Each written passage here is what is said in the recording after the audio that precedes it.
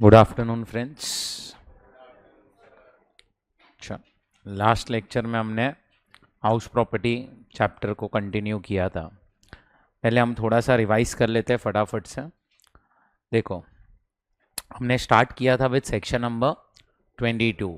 क्या है 22? Charging section. अब ये जो सेक्शन है 22, इसके अंदर क्या दिया है? 3 कंडीशंस दी है। अगर ये तीनों कंडीशंस क्या हो जाएगी? सेटिस्फाई, तो ही कहने से आपको टैक्स लगेगा under the head income from house property. पहला कंडीशन क्या था? Property should consist of buildings और लैंड अपरटिनेंट देयर टू। अच्छा, लैंड अपरटिनेंट, अपरटिनेंट का क्या मतलब होता है? Attach. So property should consist of buildings और land appurtenant thereto. Second, person earning income should be owner of a property, and last, owner should not use property for business and profession. अगर ये 3 conditions क्या हो जाती है? Satisfy हो जाती है, तो ही आपको टैक्स लगेगा अंडर हाउस प्रॉपर्टी। चलो थोड़ा सा याद करो, अगर आपको रेंट मिल रहा है from a vacant plot, vacant plot से रेंट आ रहा है, क्या ये हाउस प्रॉपर्टी में आएगा? तो आंसर इज नो। क्यों? Only those lands are covered which are attach to building. So ये वेकेंट प्लॉट कहां जाएगा? अदर सोर्स में। फिर याद करो, अगर मिस्टर ए ने प्रॉपर्टी मिस्टर बी को भाड़े पे दी और मिस्टर बी ने वही प्रॉपर्टी मिस्टर सी को भाड़े पे दी, तो ए की जो इनकम है वो हाउस प्रॉपर्टी में आएगी, बी की जो इनकम है वो अदर सोर्स में जाएगी। इसको हम क्या बोलते हैं? सब लेटिंग। नेक्स्ट, आप रेसिडेंशियल प्रॉपर्टी भाड़े पे दो या कमर्शियल प्रॉपर्टी भाड़े पे दो, दोनों जगह पे आपको टैक्स यही हेड में आएगा। एंड लास्ट, आपको टैक्स कौन से ईयर में लगेगा? जिस ईयर में रेंट ड्यू हो जाएगा कि जिस ईयर में रेंट रिसीव होगा, तो यहां पे आपको टैक्स लगेगा ऑन ड्यू बेसिस। उसके बाद हम लोगों ने कंप्यूटेशनल प्रोविजन पढ़ा था। प्रॉपर्टी 3 टाइप की हो सकती है, या तो एलओपी, या तो डीएलओपी, या तो एसओपी। डीएलओपी का कॉन्सेप्ट तभी आएगा जब आपके पास 2 से ज्यादा एसओपी हो, दो से ज्यादा हो, मोर देन 2। 2 एसओपी अलाउड है, 2 से ज्यादा एसओपी रखा तो डीएलओपी का कॉन्सेप्ट आएगा। ये बराबर। लेट आउट प्रॉपर्टी मतलब प्रॉपर्टी भाड़े पे दी है। सेल्फ ऑक्यूपाइड प्रॉपर्टी मतलब जिस प्रॉपर्टी में आप खुद रह रहे हो। अब फ्रेंड्स, अगर प्रॉपर्टी लेट आउट है तो फॉर्मेट कहां से स्टार्ट होता है? Gross annual value. क्या ले लोगे? Gross annual value. तो उसके लिए हमने नोट पढ़ा था, उसमें से क्या माइनस करेंगे? Municipal tax. मुझे सिर्फ ये बताओ, नेक्स्ट ईयर का म्युनिसिपल टैक्स करंट ईयर में पे किया, इस साल मिलेगा कि नेक्स्ट ईयर? पास्ट ईयर का अभी पे किया तो इस साल पेमेंट बेसिस पे माइनस करने मिलेगा। अच्छा, अगर टेनेंट ने पे कर दिया है म्युनिसिपल टैक्स तो मिलेगा? तो नहीं मिलेगा। पे कौन करना चाहिए? ओनर। फिर आपको क्या मिल जाएगा? Net annual value. और नेट एनुअल वैल्यू में से क्या माइनस करोगे? डिडक्शंस। 24A and 24B। एक है standard deduction which is 30% of NAV, and second is interest on loan. तो आपको लास्ट में आंसर जो आएगा वो नेगेटिव भी हो सकता है, पॉजिटिव भी हो सकता है, एंड निल भी हो सकता है। उसके बाद एसओपी का तो फॉर्मेट स्टार्ट कहां से होता है? एनएवी से। एनएवी निल लेना है, और 2 चीजें, एक ही चीज आएगी उसमें, क्या? Interest on loan. और ये इंटरेस्ट ऑन लोन माइनस करने नहीं मिलेगा। कब? जब आप डिफॉल्ट टैक्स रेजिम में जा रहे हो तब। तो डिफॉल्ट टैक्स रेजिम में एसओपी का फाइनल आंसर क्या होगा? Always nil, always nil. But yes, in case of optional tax regime कहने से आपका या तो आंसर निल होगा या तो नेगेटिव। निल कब? जब लोन नहीं है तब। और नेगेटिव कब? जब लोन है तब, क्योंकि तब इंटरेस्ट तो आएगी ही। अब याद करोगे तो इसमें मैक्सिमम इंटरेस्ट के ऊपर अपन ने एक डिस्कशन किया था। कुछ कंडीशंस थी, सेटिस्फाई हो गई तो 2 लाख, नहीं तो 30,000, ऐसा कुछ याद आ रहा है? ओके। और डीएलओपी का कॉन्सेप्ट जो है वो कब आएगा? जब आपके पास 2 से ज्यादा एसओपी होगा। इसका फॉर्मेट सेम एज एलओपी है, बस एक चीज का ध्यान में रखना, ये प्रॉपर्टी एक्चुअली में तो एसओपी है, हम इसको लेट आउट मान रहे हैं। लेट आउट है तो इसमें कहना से एक्चुअल रेंट आएगा ही नहीं कभी भी। तो इसमें क्या हो जाएगा? जो आपका एक्सपेक्टेड रेंट है, कहने से वही आपका एक्चुअल रेंट बन जाएगा। हाउ टू कैलकुलेट जीएवी, तो जीएवी का ये फॉर्मेट था, याद है ये फॉर्मेट। चलो पहला स्टेप एक्सपेक्टेड रेंट लेंगे। अब municipal value fair rent whichever is higher compare with standard rent whichever is lower, that is your annual lettable value. Annual lettable value का मतलब है और कुछ नहीं है, इट इज एक्सपेक्टेड रेंट। क्या है? Expected rent. फिर इसमें से ये जो आ गया वो स्टेप नंबर 1, मतलब इतना रेंट तो आपको मिलना ही चाहिए। फिर क्या आएगा? Rent for property, rent for the period property was let out minus unrealise rent. ये कौन सा रेंट हो गया आपका? एक्चुअल रेंट हो गया। और स्टेप नंबर वैसे देखने जाएंगे 3 इज योर जीएवी। अगर कुछ नहीं है तो स्टेप 1 और step 2 whichever is higher, बराबर। बट अगर वैकेंसी है तो आप क्या करोगे? वैकेंसी रेंट को ऐड करके चेक करोगे कि अगर वैकेंसी नहीं होता तो आपको कितना रेंट मिलता।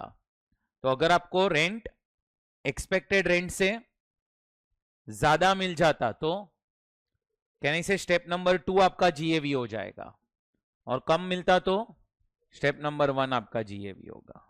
कुछ याद आ रहा है? ओके। नेक्स्ट, म्युनिसिपल टैक्स तो मैंने आपको बता ही दिया था, पेमेंट बेसिस पे मिलेगा और पे कौन करना चाहिए? ओनर। ड्रेनेज करके टैक्स होता है, ये जो सिस्टम होता है ना ड्रेनेज सिस्टम, तो उसके लिए वो लोग हमसे टैक्स लेते हैं। वो टैक्स भी पार्ट ऑफ म्युनिसिपल टैक्स ही है, तो वो भी आपको माइनस करने मिलता है, बराबर है। इंटरेस्ट ऑन लोन थोड़ा सा याद करो। आपको इंटरेस्ट ऑन लोन माइनस करने कब मिलेगा? जब loan is taken for CRRRA, construction, repair, renovation, reconstruction and acquisition. Due basis पे माइनस करने मिलेगा। इंटरेस्ट ऑन अनपेड इंटरेस्ट जो है वो माइनस करने नहीं मिलेगा। नया लोन लिया टू रीपे ओल्ड लोन, नए लोन पे इंटरेस्ट मिलेगा। And brokerage and commission minus करने नहीं मिलेगा। फिर इंटरेस्ट जो है एलओपी डीएलओपी में पूरा मिलेगा माइनस करने। एसओपी के केस में कंडीशन सेटिस्फाई हो गई तो 2 लाख, नहीं हुई तो मैक्सिमम 30। कितनी कंडीशंस थी total? 4। Loan should be taken on or after 1/4/1999। Next, loan should not be taken for RRR, acquisition and construction is completed within 5 years from the end of the year in which capital is borrowed or loan is taken, and last interest certificate। अगर ये 4 condition satisfy हो गई तो SOP में maximum कितना मिलेगा? 2 लाख, नहीं तो मैक्सिमम कितना मिलेगा? 30,000। उसके बाद हमने एक कॉन्सेप्ट किया था PCPI. What is PCPI? Pre construction period interest. अब इसमें हमें 3 चीजें चाहिए, अमाउंट, रेट एंड ड्यूरेशन। तो अमाउंट और रेट तो आपको क्वेश्चन में दिया होगा, बट जो ड्यूरेशन है ये हम लोगों ने इनकम टैक्स एक्ट में देखा था। थोड़ा सा याद करोगे तो कौन से दिन से प्री कंस्ट्रक्शन पीरियड स्टार्ट होगा? डेट ऑफ टेकिंग लोन और date of starting construction, whichever is. ये डेट बहुत लॉजिकल थी। एंड डेट तुम्हें याद हो ना, एंड डेट। तो अगर मेरा कंस्ट्रक्शन समझो 30 दिसंबर 23 पे खत्म हुआ है, ये मेरा एक्चुअल दिन है खत्म होने का। कंस्ट्रक्शन एक्ट के हिसाब से कब खत्म हो चुका है?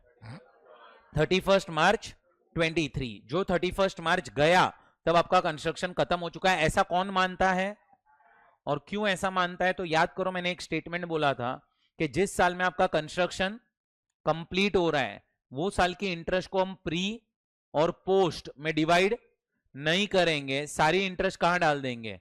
पोस्ट। सारी इंटरेस्ट कहां डाल देंगे? पोस्ट। अरे बैठा दिमाग में। अच्छा मुझे बताओ, ये पीसीपीआई वन शॉट माइनस करने मिलेगा? तो 5 इक्वल इंस्टॉलमेंट्स। फिर हम लोगों ने एक और नोट पढ़ी होगी कि how to identify whether property is SOP और एलओपी। देखो प्रॉपर्टी या तो एसओपी होगा या तो प्रॉपर्टी एलओपी होगा, दो ही चीज पॉसिबल है। प्रॉपर्टी में डीएलओपी का कॉन्सेप्ट कभी आता ही नहीं है, वो तो 3 एसओपी होगी तो डीएलओपी बनेगी, नहीं तो प्रॉपर्टी या तो एसओपी होगा और एलओपी होगा। तो मैंने आप लोगों को कुछ 6 या 7 अलग अलग केस बना के सिखाया था कि कौन कौन सी प्रॉपर्टी पे अपने को एसओपी प्रोविजन लगाने और कौन कौन सी प्रॉपर्टी पे अपने को एलओपी प्रोविजंस लगाने हैं, बराबर। चलो मैंने कुछ होमवर्क दिया था आप लोगों को, किया है? कौन सा सम दिया था? 4। अच्छा मुझे सिर्फ ये बताओ, ये जो 2 लाख की लिमिट है और 30,000 की लिमिट है, ये लिमिट दोनों प्रॉपर्टी का मिला के है कि एक एक प्रॉपर्टी के लिए 2-2 लाख है? क्योंकि 2 एसओपी रख सकते हो, दोनों के मिला के है, वो ध्यान में रखना। चलो, गणेश के पास कितनी प्रॉपर्टीज है? 3। तीनों क्या है? Self occupied. The particulars of the houses are as under. 3 घर है। अब मैंने आपको क्या बोला था, इधर अपने पास कितने ऑप्शंस हैं? कहने से इधर अपने पास 3 ऑप्शंस हैं। हर एक जगह पे default scheme and optional scheme में 3 ऑप्शंस हैं। क्या है ऑप्शन नंबर 1? ये डीएलओपी ले लो, तो ये दोनों एसओपी और एसओपी, या फिर ये एसओपी, ये एसओपी, ये डीएलओपी, या फिर ये एसओपी, ये डीएलओपी एंड ये एसओपी। तो अपने पास ऐसे 3 ऑप्शंस हैं। अब अपने को ये देखना है कि कौन सा ऑप्शन अपने लिए ज्यादा बेनिफिशियल है। अब मैं क्या बोल रहा हूं, आपने अगर पहले तो मैंने आपको क्या बोला था, तीनों घर को आप डीएलओपी लेके आंसर निकाल लो। तो चलो, तीनों घर को आप डीएलओपी लोगे तो अपने को तो डायरेक्टली आना चाहिए जीएवी ही, which is your expected rent only. And what is expected rent? It is municipal value fair rent whichever is higher compare with standard rent whichever is lower. So आपका expected rent देखो तीनों जगह पे, ये दोनों में से higher फिर लोअर, हायर एंड लोअर, तो ये आ गया आपका 350, 360 एंड 375। उसके बाद आप क्या माइनस करोगे directly? Municipal tax. Municipal tax minus करो, 36, 28, 800 एंड 19, 800। ये कहां से आया मुनिसिपल टैक्स का फिगर? परसेंटेज दिया है, ये परसेंटेज किस पे अप्लाई करेंगे? मुनिसिपल वैल्यू पे। फिर आ गया एनएवी, स्टैंडर्ड डिडक्शन माइनस करो and interest on loan minus कर दो। फर्स्ट वाले में तो लोन ही नहीं है, बाकी दोनों में लोन है, तो इंटरेस्ट माइनस करो, फाइनल आंसर मिल गया आपको।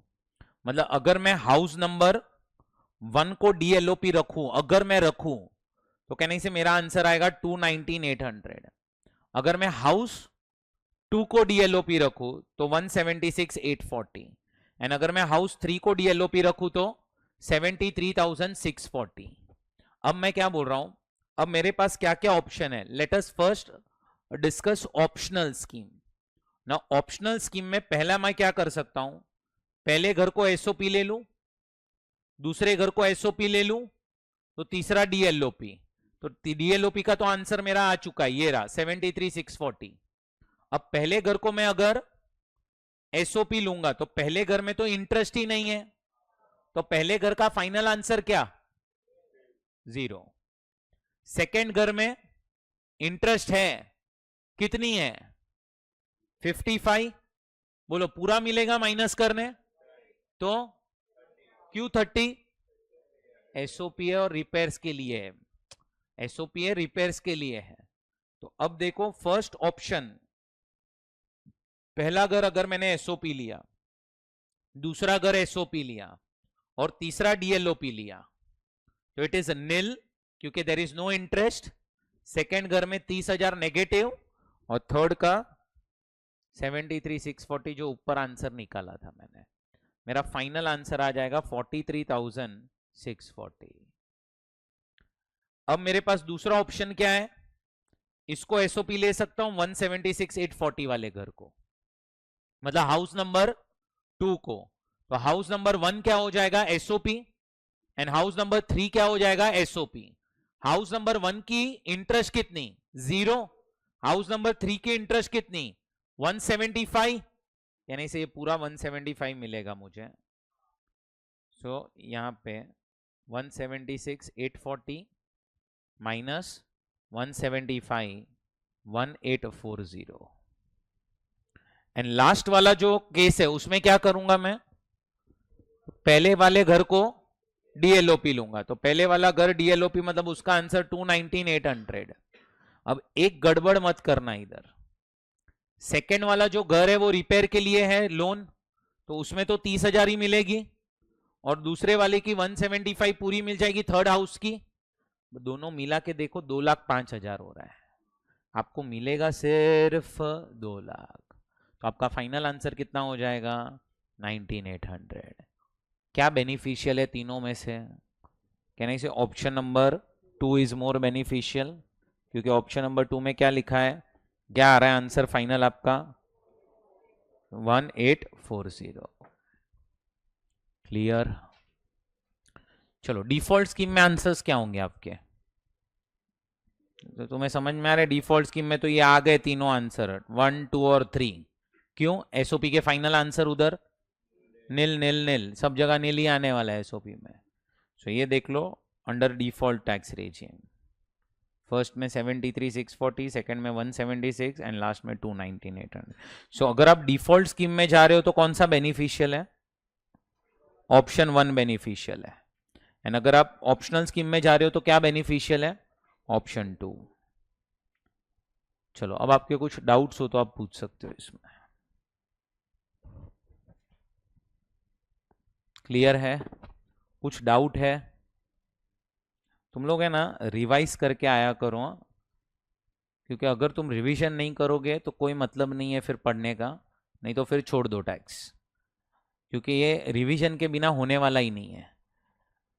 अब इसी से कनेक्टेड मैंने और एक सम दिया था आपको, सेम लाइंस पे वो सम भी, ये सम एग्जाम में आया था फॉर 8 मार्क्स, ये 8 मार्क्स के लिए सम आ चुका है एग्जाम में। चलो अब अपन आगे बढ़ते हैं, ध्यान से समझना नेक्स्ट प्रोविजन क्या है अभी। चलो अब आज अपना हाउस प्रॉपर्टी खत्म करते हैं, मेजॉरिटी चीजें ही हो ही गई है, थोड़ी बहुत चीजें पेंडिंग है। अपन ने पता है वो स्टेप नंबर 2 पढ़ा था ग्रॉस एनुअल वैल्यू के वक्त। स्टेप नंबर 1 क्या था? एक्सपेक्टेड रेंट निकालना। स्टेप नंबर 2 क्या था? Actual rent minus unrealised rent. Unrealised rent का मतलब क्या होता है? बैड डेब्ट्स, इफ एनी, अगर है तो। अब है ना क्या होता था, मैं आपको पास्ट की बात कर रहा हूं थोड़ा समझो। आपका expected rent is 20 lakhs, municipal value, fair rent, whichever is higher compare with standard rent, whichever is lower, सब आपने किया। कितना आ रहा है आपका एक्सपेक्टेड रेंट? 20 lakhs। अब आपका जो एक्चुअल रेंट है ना, एक्चुअल रेंट वो आ रहा है 25 लाख। कितना आ रहा है वो? 25 लाख। अब लोग क्या करते थे, मैं पास्ट की बात कर रहा हूं, लोगों को पता है कि स्टेप 1 और step 2 whichever is higher लेना है, तो ऐसे तो 25 लाख आ जाएगा। अब समझो मैंने आपको प्रॉपर्टी भाड़े पे दी है, मैं क्या करूंगा पता है? एज अ टेनेंट मैं आपको बोल दूंगा क्या, कि एक काम कर, तू मुझे 5 लाख रुपया कैश में दे दे, मैं अपने बुक्स में दिखा दूंगा कि 5 लाख तूने दिया ही नहीं है, बैड डेब्ट्स, और ये आ जाएगा अमाउंट 20 लाख, और मेरा जीएवी कितना आ जाएगा? 20 लाख। मतलब कोई एक्चुअली में बैड डेब्ट्स होता नहीं था, बट लोग क्या करते थे, डमी बैड डेब्ट्स बता के सामने वाले से पैसा कैश में ले लेते थे। मतलब सामने वाले ने क्या आप लोगों को रेंट दे दी? आंसर इज यस, रेंट दे दिया उसने, लेकिन कैश में दिया, और हमने बुक्स में ऐसा बता दिया क्या, कि देयर इज अनरियलाइज रेंट। क्यों? ताकि हम क्या है, एक्सपेक्टेड रेंट के साथ अपना स्टेप 2 मैच कर दें, तो अपने को ज्यादा अमाउंट पे टैक्स ना लगे। ऐसे अपने को टैक्स कितने पे लगता? 25 लाख अपना जीएवी होता। अब अपना जीएवी कितना हो गया? अब अपना जीएवी हो गया है 20 लाख। सो लोग क्या करते थे, बैड डेब्ट्स होता नहीं था, दिखा देते थे कि बैड डेब्ट्स है। तो अब गवर्नमेंट ने एक रूल बनाया क्या, कि हम आपको ये अनरियलाइज रेंट जो माइनस करने दे रहे हैं ना, ये हम आपको तभी माइनस करने देंगे जब कुछ कंडीशंस सेटिस्फाई होगी। और ये कंडीशंस जो है उसमें क्या हो रहा है, कि वो लोग ने बोला है कि प्रूव होना चाहिए कि एक्चुअली में बैड डेब्ट्स है, और ये कंडीशन उन्होंने कहां दी है? रूल नंबर 4 के अंदर दी है। बोलो कहां दी है? Rule number 4। So rule number 4 जो है उसके अंदर कंडीशंस दी हुई है। टोटल कितनी कंडीशंस है? 4 कंडीशंस है, रूल फॉर 4 कंडीशंस। अगर ये चारों कंडीशंस क्या हो जाएगी बोलो, तो ही आप अनरियलाइज रेंट जो है वो माइनस कर सकते हो। सो लोग क्या है, जानबूझ के अनरियलाइज रेंट माइनस करते थे ताकि उनका जो स्टेप नंबर 2 है वो मैच हो जाए विद स्टेप नंबर 1 और उनको टैक्स कम अमाउंट पे भरना पड़े। तो अब गवर्नमेंट ने एक रूल बना दिया, क्या कि हम आपको अनरियलाइज रेंट माइनस करने देंगे। करो आप माइनस अनरियलाइज रेंट, लेकिन अनरियलाइज रेंट आप माइनस तभी कर सकते हो जब कुछ कंडीशंस सेटिस्फाई हो। सो पहले कुछ कंडीशंस है, वो कंडीशन सेटिस्फाई करो, उसके बाद ही हम आपको अनरियलाइज रेंट जो है वो माइनस करने देंगे। बैठा आपके दिमाग में, बैठा ये पॉइंट? सो आपको अनरियलाइज रेंट माइनस करने कब मिलेगा, जब कुछ कंडीशंस सेटिस्फाई होगी। कितनी कंडीशंस है टोटल? 4। सर अगर क्वेश्चन में कुछ नहीं दिया है तो क्या समझने का, चारों की चारों कंडीशन सेटिस्फाई हो रही है। अगर क्वेश्चन में कुछ नहीं दिया है तो चारों कंडीशन सेटिस्फाई हो रही है। अच्छा, अब ये चारों की चारों कंडीशन अपने को याद करनी पड़ेगी। क्यों? थियरी क्वेश्चन एक बार आ चुका है कि अनरियलाइज रेंट आपको माइनस करने मिलता है जब 4 कंडीशन सेटिस्फाई होती है। List down those 4 conditions. वो चारों कंडीशंस आपको लिखनी थी। स्टार्ट कर रहा हूं, वर्डिंग्स थोड़े आगे पीछे, थोड़ा सा ध्यान से समझोगे तो समझ में आएगा। पहला condition, the tenancy must be bona fide. क्या है बोलो? First condition, tenancy must be bona fide. इसका मतलब क्या? There should be a legal written agreement between owner and tenant. Owner और टेनेंट के बीच में एक प्रॉपर पक्का अग्रीमेंट होना चाहिए जिसके बेसिस पे ये प्रूव हो रहा हो क्या आपने प्रॉपर्टी ये तारीख से लेके ये तारीख तक भाड़े पे दिया और ये रेंट उसमें आप चार्ज करने वाले हो। क्योंकि अग्रीमेंट होगा तो अग्रीमेंट में कहने से सारी डिटेल्स होगी। सो टेनेंसी क्या होना चाहिए? बोनाफाइड। अब ये क्यों लिखा है ऐसा कंडीशन? क्योंकि देखो, अगर टेनेंसी बोनाफाइड है, इसका मतलब मैंने अगर आपको प्रॉपर्टी भाड़े पे दी तो there will be an agreement. In that agreement rent amount is mentioned. समझो उसमें लिखा है rent is 1 lakh rupees per month, तो 1 लाख पर मंथ मतलब साल का रेंट 12 लाख होना चाहिए। अब मैं बोलूंगा देखो मेरा बैंक स्टेटमेंट, यहाँ पे 12 लाख आना चाहिए था, आ रहा है 10 लाख। मैं प्रूव कर पा रहा हूं क्या कि there is unrealised rent. But अब तुम समझो कि अपने बीच में अग्रीमेंट है बट ओरल अग्रीमेंट है, तो क्या मुझे अनरियलाइज रेंट माइनस करने मिलेगा? Answer is no. अब आपको अनरियलाइज रेंट माइनस करने नहीं मिलेगा। क्या होना चाहिए? अग्रीमेंट क्या होना चाहिए? राइटिंग में होना चाहिए। It should be a bona fide. Bona fide मतलब there should be a legal written agreement between owner and tenant. Tenant और ओनर के बीच में एक अग्रीमेंट होना चाहिए जिससे ये प्रूव हो सके क्या कि देयर इज अनरियलाइज रेंट। अगर आपको क्वेश्चन में ऐसा दिया है कि ओनर बोल रहा है कि there is unrealised rent of 2 lakh rupees and there is no agreement between owner and tenant, तो आप याद रखना स्टेप 2 में आप अनरियलाइज रेंट माइनस नहीं कर सकते। सो क्या है पहला condition? The tenancy is bona fide. Tenancy is bona fide. Bona fide मतलब there should be a legal written agreement between owner and tenant. Okay, अब से याद रखना, तुम जूम पे आ रहे हो तो तुम्हारे वीडियोस ऑन होने चाहिए। वीडियोस ऑन करो नहीं तो मैं तुम्हें बाहर निकाल दूंगा। ठीक है, चलो अब ध्यान से सुनो। Next point, next condition, second condition. तो सेकेंड कंडीशन इज, आज समझो कि कोई पर्सन आपको रेंट पे नहीं कर रहा है। अगर कोई पर्सन आपको रेंट पे नहीं कर रहा है, आप क्या करोगे? कहने से उसको वो प्रॉपर्टी में से निकाल दोगे या फिर स्टेप्स लोगे निकालने के लिए। तो अब सेकेंड कंडीशन भी वही बोल रहा है, क्या? द डिफॉल्टिंग टेनेंट, वर्ड क्या बोला मैंने? Defaulting tenant. डिफॉल्टिंग मतलब पे नहीं कर रहा है ना rent. So defaulting tenant has vacated the property, has vacated the property और steps are taken to compel him to vacate the property. बोलो मेरे साथ वापस से condition, the defaulting tenant has vacated the property और steps are taken to compel him to vacate the property. मतलब क्या? या तो उसने प्रॉपर्टी खाली कर दिया है, या तो उसने प्रॉपर्टी खाली कर दिया है या फिर आपने स्टेप्स ले लिए उसको प्रॉपर्टी खाली करवाने के लिए। फॉर एग्जाम्पल, मैंने सोहम आपको प्रॉपर्टी भाड़े पे दी है। अब मैं ऐसा बोल रहा हूं कि सोहम ने मुझे रेंट पे नहीं किया है, 2 लाख रुपया इज अनरियलाइज्ड, और मैं सोहम आपको वो प्रॉपर्टी में रहने भी दे रहा हूं, और मैंने कोई स्टेप्स भी नहीं लिए आपके सामने आपको प्रॉपर्टी से निकालने के लिए। थोड़ा सा दिमाग चलाओ, गवर्नमेंट क्या बोल रहा है कि तुम एक जगह पे बोल रहे हो देयर इज अनरियलाइज रेंट, तो दूसरी जगह तुम ये तो मत बोलो कि टेनेंट को हमने निकाला नहीं है, या टेनेंट को निकालने के लिए हमने स्टेप्स नहीं लिए। एटलीस्ट अगर कोई बंदा रेंट पे नहीं कर रहा है तो उसको निकालो। अच्छा, वो नहीं निकल रहा है तो स्टेप्स लो निकालने के लिए। अगर तुम ऐसा बोलोगे क्या कि there is unrealised rent and tenant को तुमने निकाला ही नहीं या स्टेप्स ही नहीं लिए, हम ऐसा समझ लेंगे, हम ऐसा मान लेंगे क्या कि there is no unrealised rent, या आप जानबूझ के अनरियलाइज रेंट माइनस कर रहे हो। सो या तो आप टेनेंट को निकाल दो और समझो टेनेंट नहीं जा रहा है, तो एटलीस्ट स्टेप्स लो निकालने के लिए। सर स्टेप्स लो मतलब क्या? अरे भाई तुम्हारे पास अग्रीमेंट है, जाके पुलिस में कंप्लेंट फाइल कर कि ये बंदा निकल नहीं रहा है, तो वो तुमने क्या लिए स्टेप्स। पहले तुम ओनर को, टेनेंट को बोल दो भाई निकल जा। अच्छा, उसने खाली कर दिया तो ठीक है, बट वो खाली नहीं कर रहा है, तो एटलीस्ट क्या करो, स्टेप्स लो उसको निकालने के लिए। बैठ रहा है आपके दिमाग में? सो पहला कंडीशन क्या था? Tenancy is bonafide.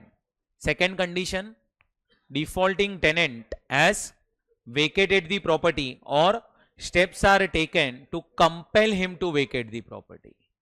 Next, third condition, defaulting tenant is not in occupation of any other property of assessee.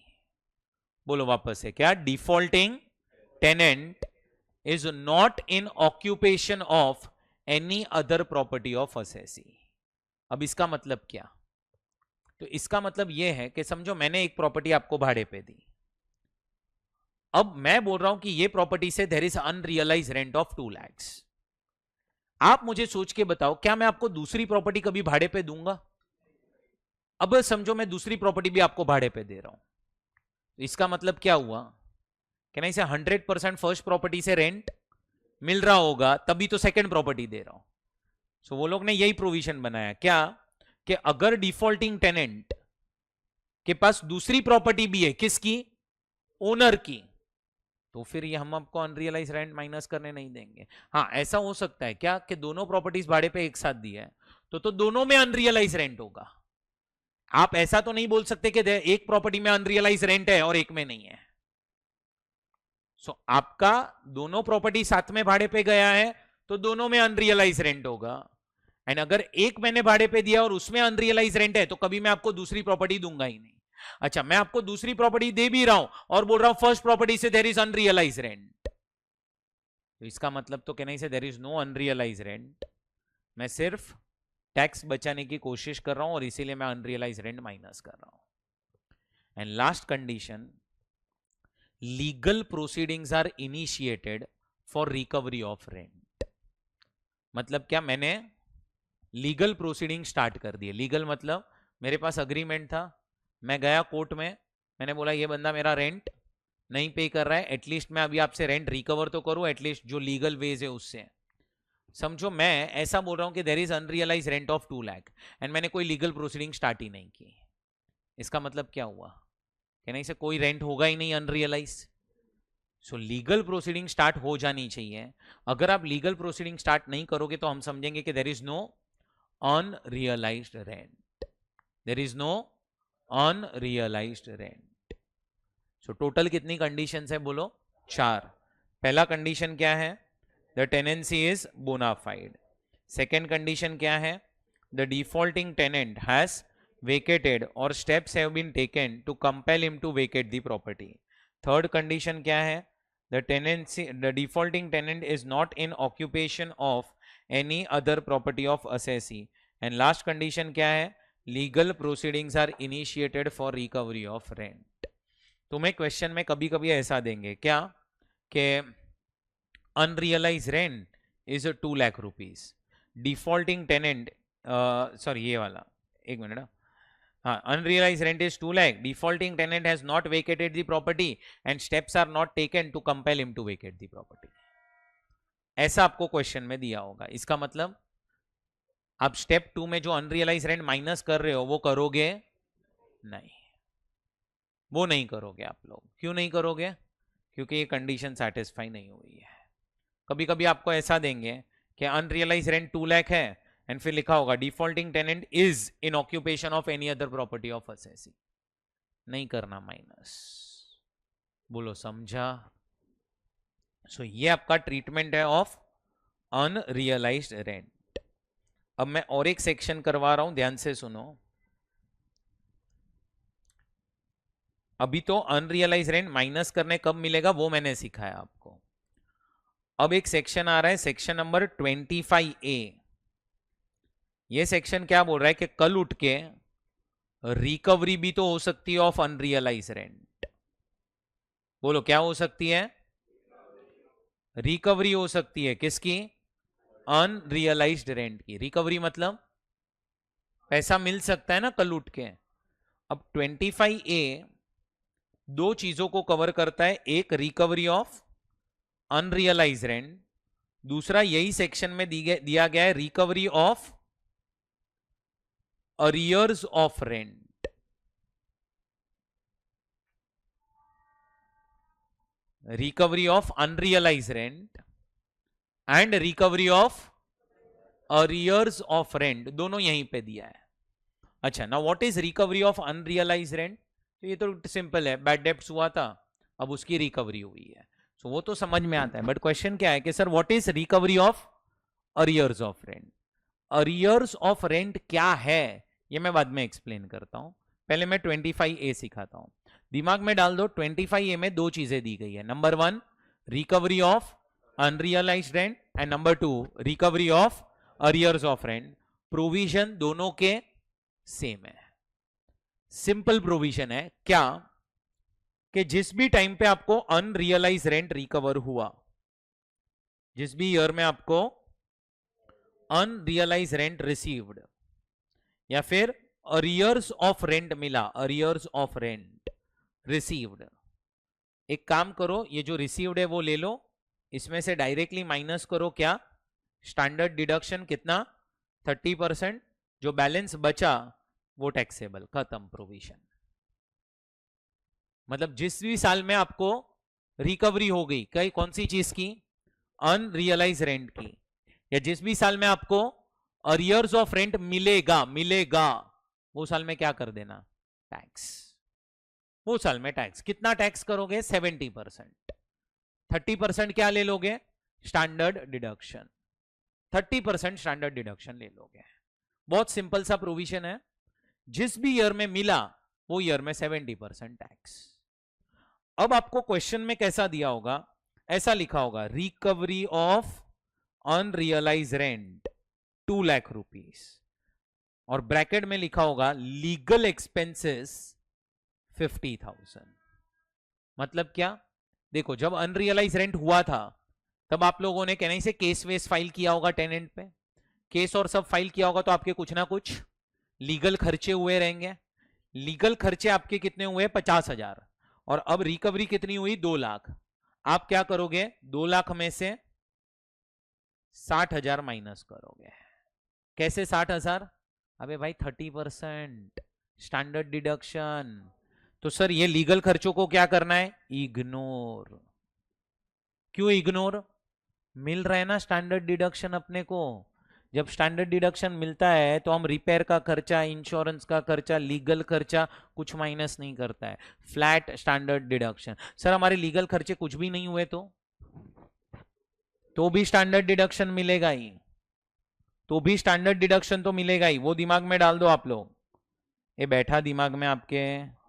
तो आपके जो भी क्या खर्चे हुए रहेंगे, एक्चुअल एक्सपेंसेस, क्या करोगे? एक्चुअल एक्सपेंसेस को इग्नोर। क्या करोगे? एक्चुअल एक्सपेंसेस को इग्नोर। सो जिस भी ईयर में रिकवरी हुआ ऑफ अनरियलाइज रेंट, या जिस भी ईयर में रिकवरी हुआ ऑफ अरियर्स ऑफ रेंट, आप क्या करोगे? उसमें से स्टैंडर्ड डिडक्शन माइनस करोगे 30%, बैलेंस 70% क्या कर दोगे? टैक्सेबल। बैलेंस 70% क्या कर दोगे? टैक्सेबल। ये बराबर। सो 70% टैक्सेबल कर दोगे, एंड जो भी आपके लीगल खर्चे हुए रहेंगे उसको क्या करोगे? इग्नोर। अच्छा, अब एक और चीज समझो।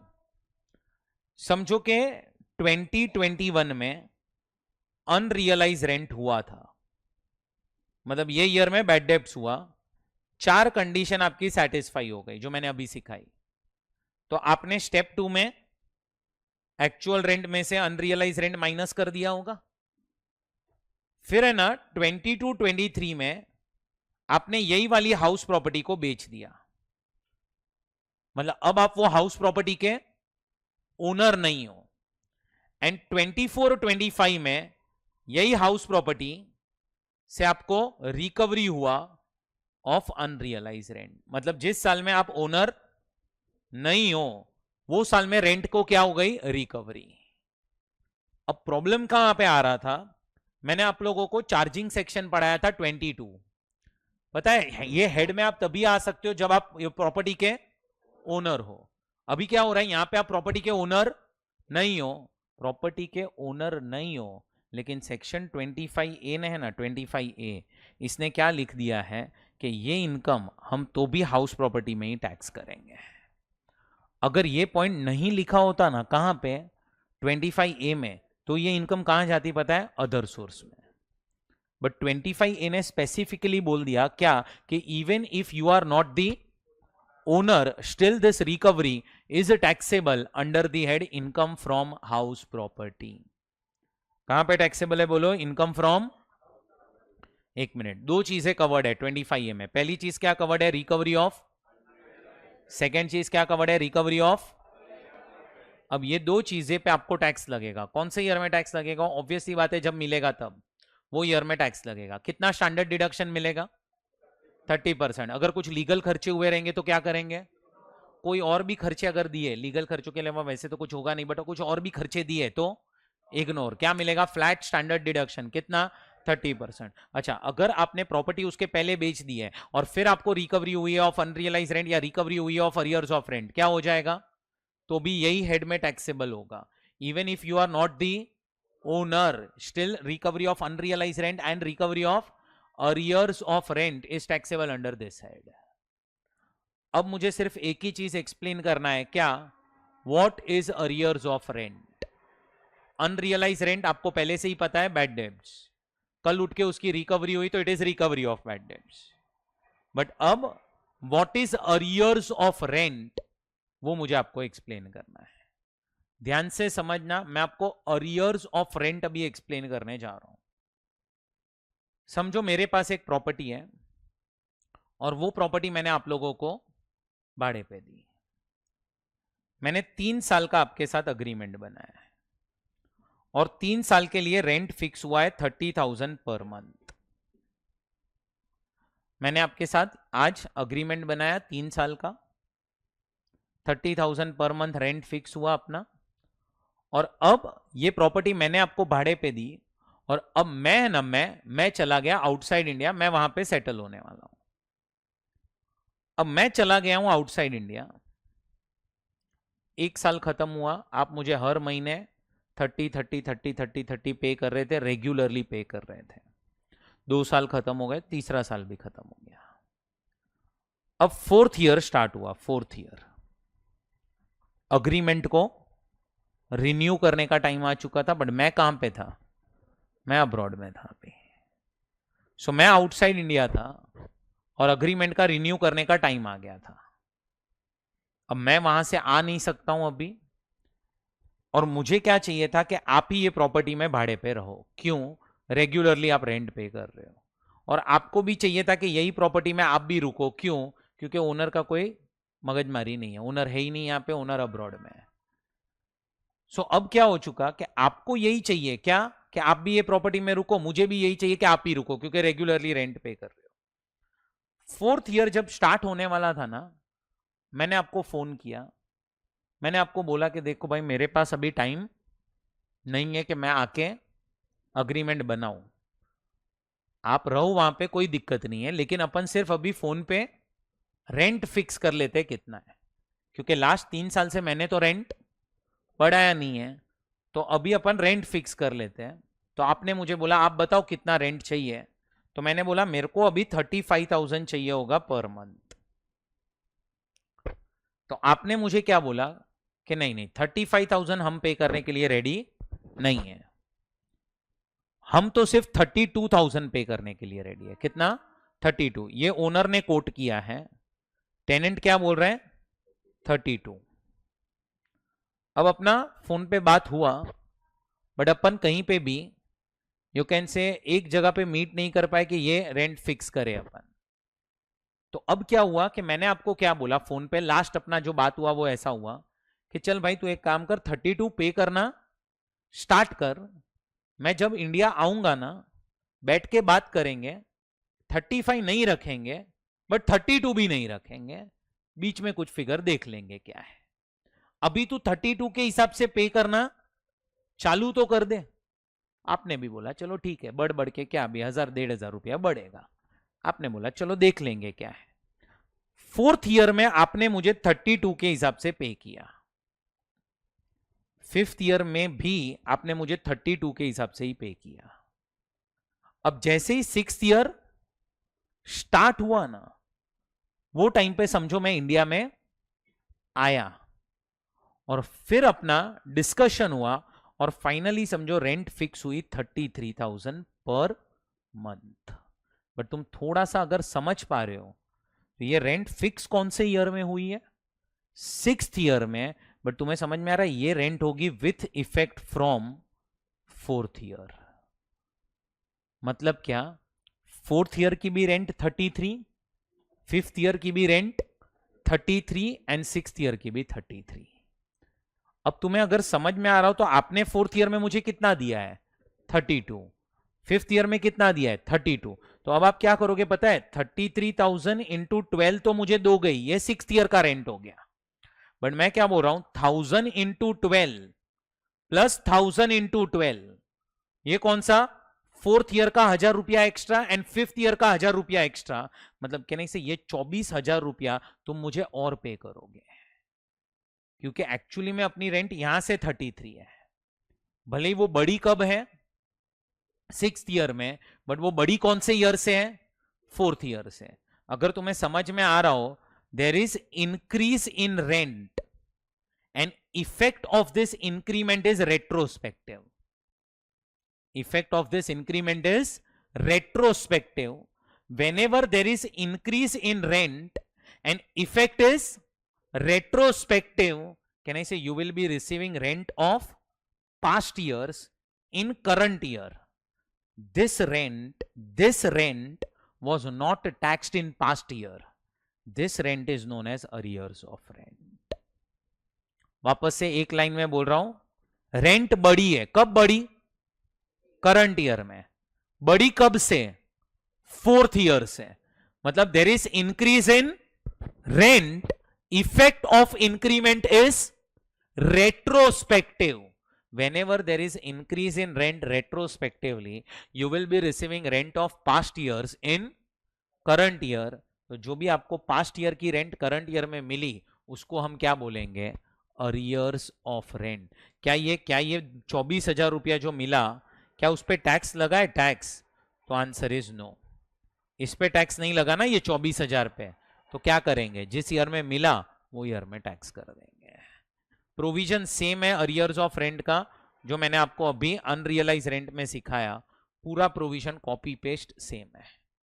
जिस ईयर में अरियर्स ऑफ रेंट मिला उस ईयर में टैक्स लगेगा, स्टैंडर्ड डिडक्शन 30% मिलेगा, एक्चुअल खर्चे नहीं मिलेंगे।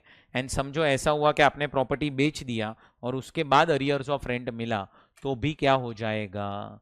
तो भी आपको हाउस प्रॉपर्टी में ही टैक्स लगेगा। तो 24,000 टेनेंट देगा तब, पे करेगा तब। हाँ 6th ईयर में नहीं आएगा ना, रिसीव बेसिस पे टैक्स आएगा। रिकवरी कहाँ हुई है फिर? तो जब रिकवरी होगी तभी पॉसिबल है, बराबर है? माइनस कैसे करेगा रे तू, जब मिल रहा है तब? अबे नहीं मिला तो वो अनरियलाइज कैसे हुआ? अनरियलाइज कैसे हुआ वो रेंट? तेरा रेंट थोड़ी था यहाँ पे कुछ, तेरा रेंट तो 33,000 आ रहा है ना तेरे को। ये 33 में से कुछ नहीं मिला तो वो अनरियलाइज होगा। ये तो 1000 और 1000 तो पास्ट ईयर का भी मिलने वाला है। कुछ नहीं करना है, ये जो पहले अपना आपका फाइनल आंसर निकाल लो हाउस प्रॉपर्टी का, फाइनल आंसर निकालने के बाद जो लास्ट में अमाउंट आएगा उसमें 70% ऐड कर देना है, खत्म।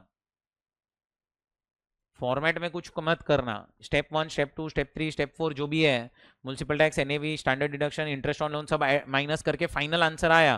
फाइनल आंसर में ऐड कर दो, ये जो 24,000 आया इसमें से माइनस करो 30%, जो बैलेंस बचा वो ऐड कर दो, बराबर।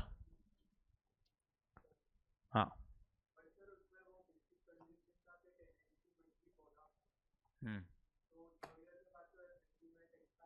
बराबर। तो अनरियलाइज रेंट के लिए कंडीशन था, ये तो अरियर्स ऑफ रेंट है। अनरियलाइज रेंट माइनस करने नहीं मिलता है अगर अग्रीमेंट नहीं है तो इधर मैंने किधर अनरियलाइज रेंट, ये तो अरियर्स ऑफ रेंट का एग्जांपल दिया है मैंने, बराबर।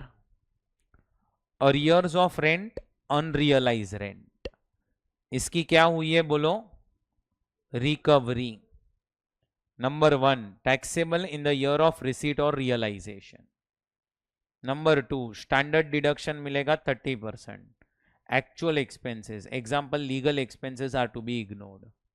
Last point taxable even if assessee is not the owner of the property in the financial year of receipt और रियलाइजेशन। जिस साल में मिला उस साल में आप ओनर नहीं हो तो भी ये हेड के अंदर टैक्स लगेगा। बोलो ये समझा आप लोगों को? और भी कुछ डाउट है तो पूछो। नहीं? पहले मैंने 4 कंडीशन कौन सी सिखाई आपको? अनरियलाइज रेंट माइनस करने कब मिलेगा, जब ये 4 कंडीशन सेटिस्फाई होगा।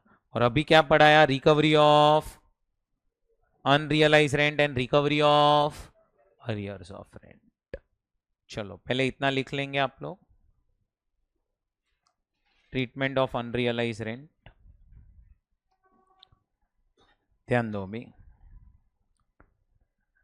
नेक्स्ट पॉइंट क्या डिस्कस करना है अपने को, एक सेक्शन है सेक्शन नंबर 26 को ओनर्स करके। अब ये पॉइंट इंपॉर्टेंट है, क्या कॉन्सेप्ट है को ओनर्स का। तो को ओनर्स के केस में ना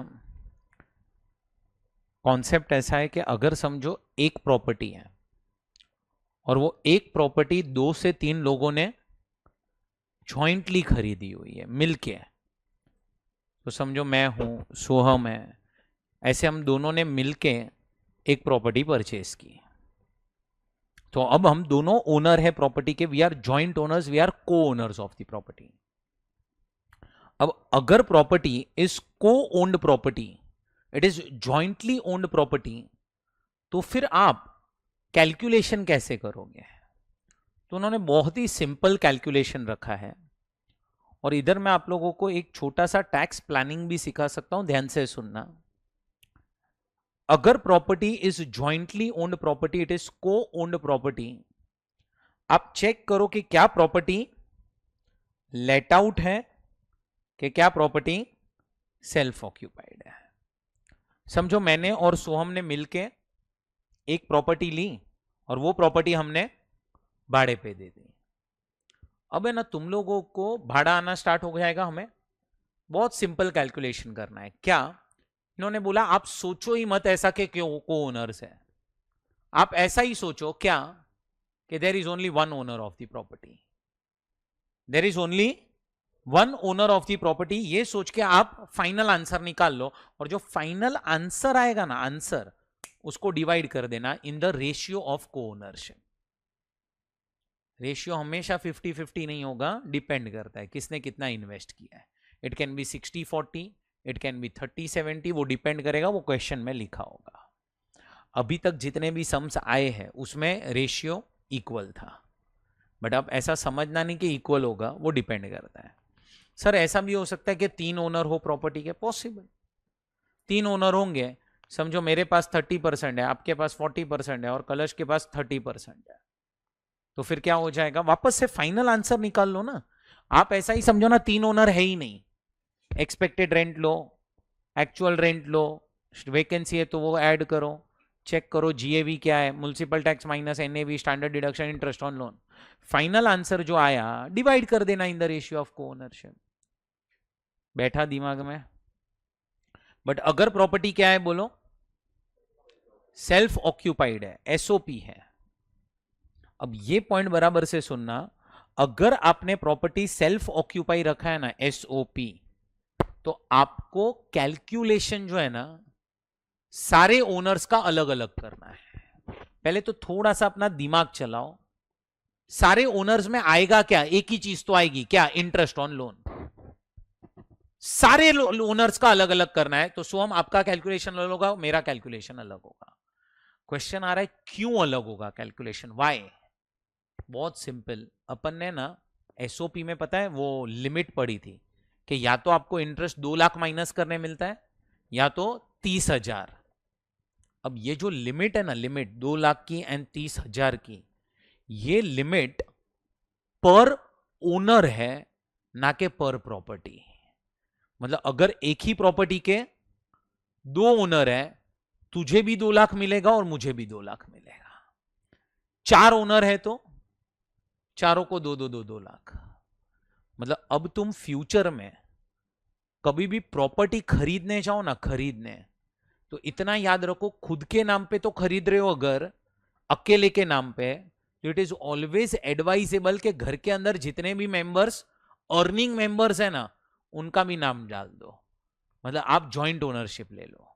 सोचो आपने खुद के नाम पे ही प्रॉपर्टी खरीदी और आपकी खुद की इंटरेस्ट साल की आ रही है 5 लाख रुपया, कितना मिलेगा उसमें से, 2 लाख। तो इससे अच्छा आप हो, समझो आपकी स्पाउस भी अर्निंग है, तो आप दोनों मिलके प्रॉपर्टी खरीदो, 2.5 लाख उसकी इंटरेस्ट आएगी, 2.5 लाख आपकी इंटरेस्ट आएगी, उसको भी 2 लाख मिलेगा, आपको भी 2 लाख मिलेगा। जबकि पहले तुम्हें समझ में आ रहा हो तो सिर्फ 2 लाख मिल रहा था, अभी 4 लाख मिला। हाँ भले उसको मिला और आपको मिला, क्या फर्क पड़ता है। समझो घर के अंदर 3 लोग हैं जो अर्निंग मेंबर है, तो तुम तीनों मिला के लोन ले लो, तीनों मिला के लोन ले लो, एंड तीनों को तुम लोग को 2 लाख मिल सकता है। हाँ अगर इंटरेस्ट 5 ही लाख है तो जितना इंटरेस्ट होगा उतना, फिर हर एक पर्सन का कंट्रीब्यूशन देखो कितना है। बैठा दिमाग में, बैठा? तो it is always advisable to buy property in joint names, साथ में खरीदो। क्यों? 2 लाख का आपको भी बेनिफिट, 2 लाख का सामने वाले को भी बेनिफिट। सो वो चीज ध्यान में रखना कि अगर प्रॉपर्टी बोलो क्या है, लेट आउट, तो हमें ऐसा ही समझना है कि there is 1 owner of the property. Final answer निकालो और फाइनल आंसर को डिवाइड कर दो in the ratio of co ownership. And if property is self occupied, तो फिर आपको क्या करना है, सब ओनर्स का कैलकुलेशन अलग अलग अलग अलग करना है। क्यों अलग अलग करना है? क्योंकि हर एक ओनर के लिए लिमिट जो है वो 2 लाख की एंड 30,000 की हो जाएगी। पढ़ो ये सेक्शन 26 को ओन्ड प्रॉपर्टी, समझा? चलो एक नोट और दे रहा हूं, ये आपको समझ ही जाएगा। House property and residential status plus scope of income. चलो ध्यान देना, अगर आपके पास बोलो क्या है, प्रॉपर्टी, समझो ये प्रॉपर्टी आपके पास कहां पे है, इंडिया, इंडिया में होगी, तो मैं बोल सकता हूं दिस प्रॉपर्टी पे जो भी इनकम आएगी is taxable to all. All मतलब R and O R, RBNOR और NR। Why taxable to all? Because this income is accrued in India. अच्छा, ये प्रॉपर्टी सिचुएटेड बोलो कहां पे, आउटसाइड इंडिया। अब इसमें 2 parts, if rent is received in India, बोलो क्या हो जाएगा, टैक्सेबल टू ऑल। क्यों all? Received in India, R&OR, RBNOR and NR। And if rent is received, बोलो क्या हो जाएगा, किसको टैक्सेबल, टैक्सेबल टू R&OR। बराबर? ये तो मैं नहीं भी करवाता तो भी आप यही करके आते हैं। सिर्फ एक ही चीज़ मैं आपको बता दूं या सिखा दूं यहाँ पे, अगर आपके पास प्रॉपर्टी है, बोलो कहाँ पे, बोलते जाओ, एंड वो प्रॉपर्टी अगर आपने भाड़े पे दिया है और आप इंडिया में R&OR हो, कहने से वो प्रॉपर्टी पे इंडिया में टैक्स तो लगेगा। अब आपको सारी चीजें ना वो प्रॉपर्टी में दी होगी इन फॉरेन करेंसी। आपको क्या करना पड़ेगा, वही फॉरेन करेंसी को कन्वर्ट करना पड़ेगा इनटू रुपीस, जिसके लिए आपको एक्सचेंज रेट क्वेश्चन में दिया होगा। आपको फॉर्मेट में कोई चेंज नहीं करना है, जीएवी लेना है माइनस म्युनिसिपल टैक्स करना है। सर हम म्युनिसिपल टैक्स कैसे पे करेंगे वो प्रॉपर्टी का, तो वहां के जो म्युनिसिपल कॉरपोरेशन होंगे उनको तो म्युनिसिपल टैक्स भरोगे, तो वो माइनस करो, एनएवी मिलेगा, स्टैंडर्ड डिडक्शन माइनस करो, इंटरेस्ट ऑन लोन है तो वो माइनस करो। So if property is situated outside India, entire computation will remain same.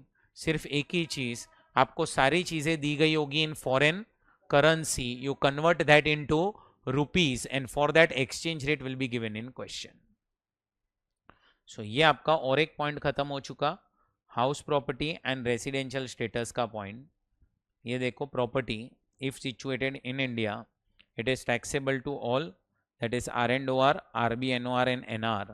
Property is situated outside India, rent is received in India, taxable again to all, and rent is received outside India, taxable to R&OR. उसके बाद next point मुझे क्या discuss करना है, disputed ownership करके। देखो कभी कभी ऐसा होता है कि प्रॉपर्टी है ना, प्रॉपर्टी उसको लेके झगड़ा चल रहा है। समझो एक पर्सन है मिस्टर ए,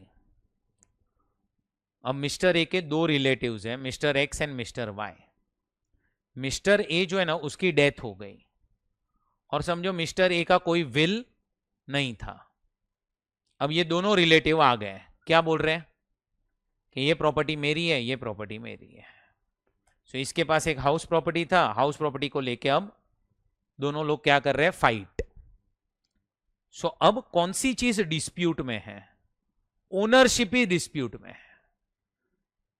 मिस्टर एक्स क्या बोल रहा है कि मैं ओनर बनना चाहिए, मिस्टर वाई क्या बोल रहा है, मैं ओनर बनना चाहिए। और हम हाउस प्रॉपर्टी में टैक्स किसको लगाते हैं, जो ओनर है उसको, बट ओनरशिप को ही लेके क्या चल रहा है, झगड़ा। अब समझो ये दोनों गए कहां पे, कोर्ट में। दोनों बोल रहे कि ये बोल रहे मैं ओनर, वो बोल रहे मैं ओनर हूं।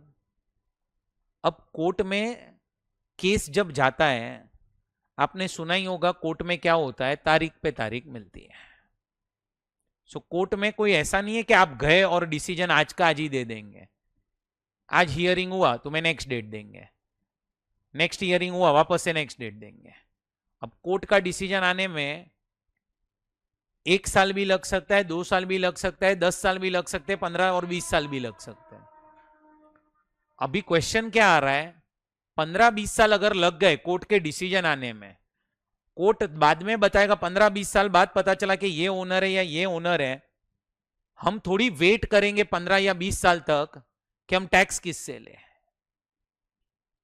तो इनकम टैक्स एक्ट में एक रूल क्या बनाया कि प्रॉपर्टी को लेके अगर डिस्प्यूट चल रहा है, बोलो प्रॉपर्टी को लेके अगर डिस्प्यूट चल रहा है, हम क्या करेंगे, हम दोनों में से अभी एक पर्सन पे टैक्स लगाना स्टार्ट कर देंगे।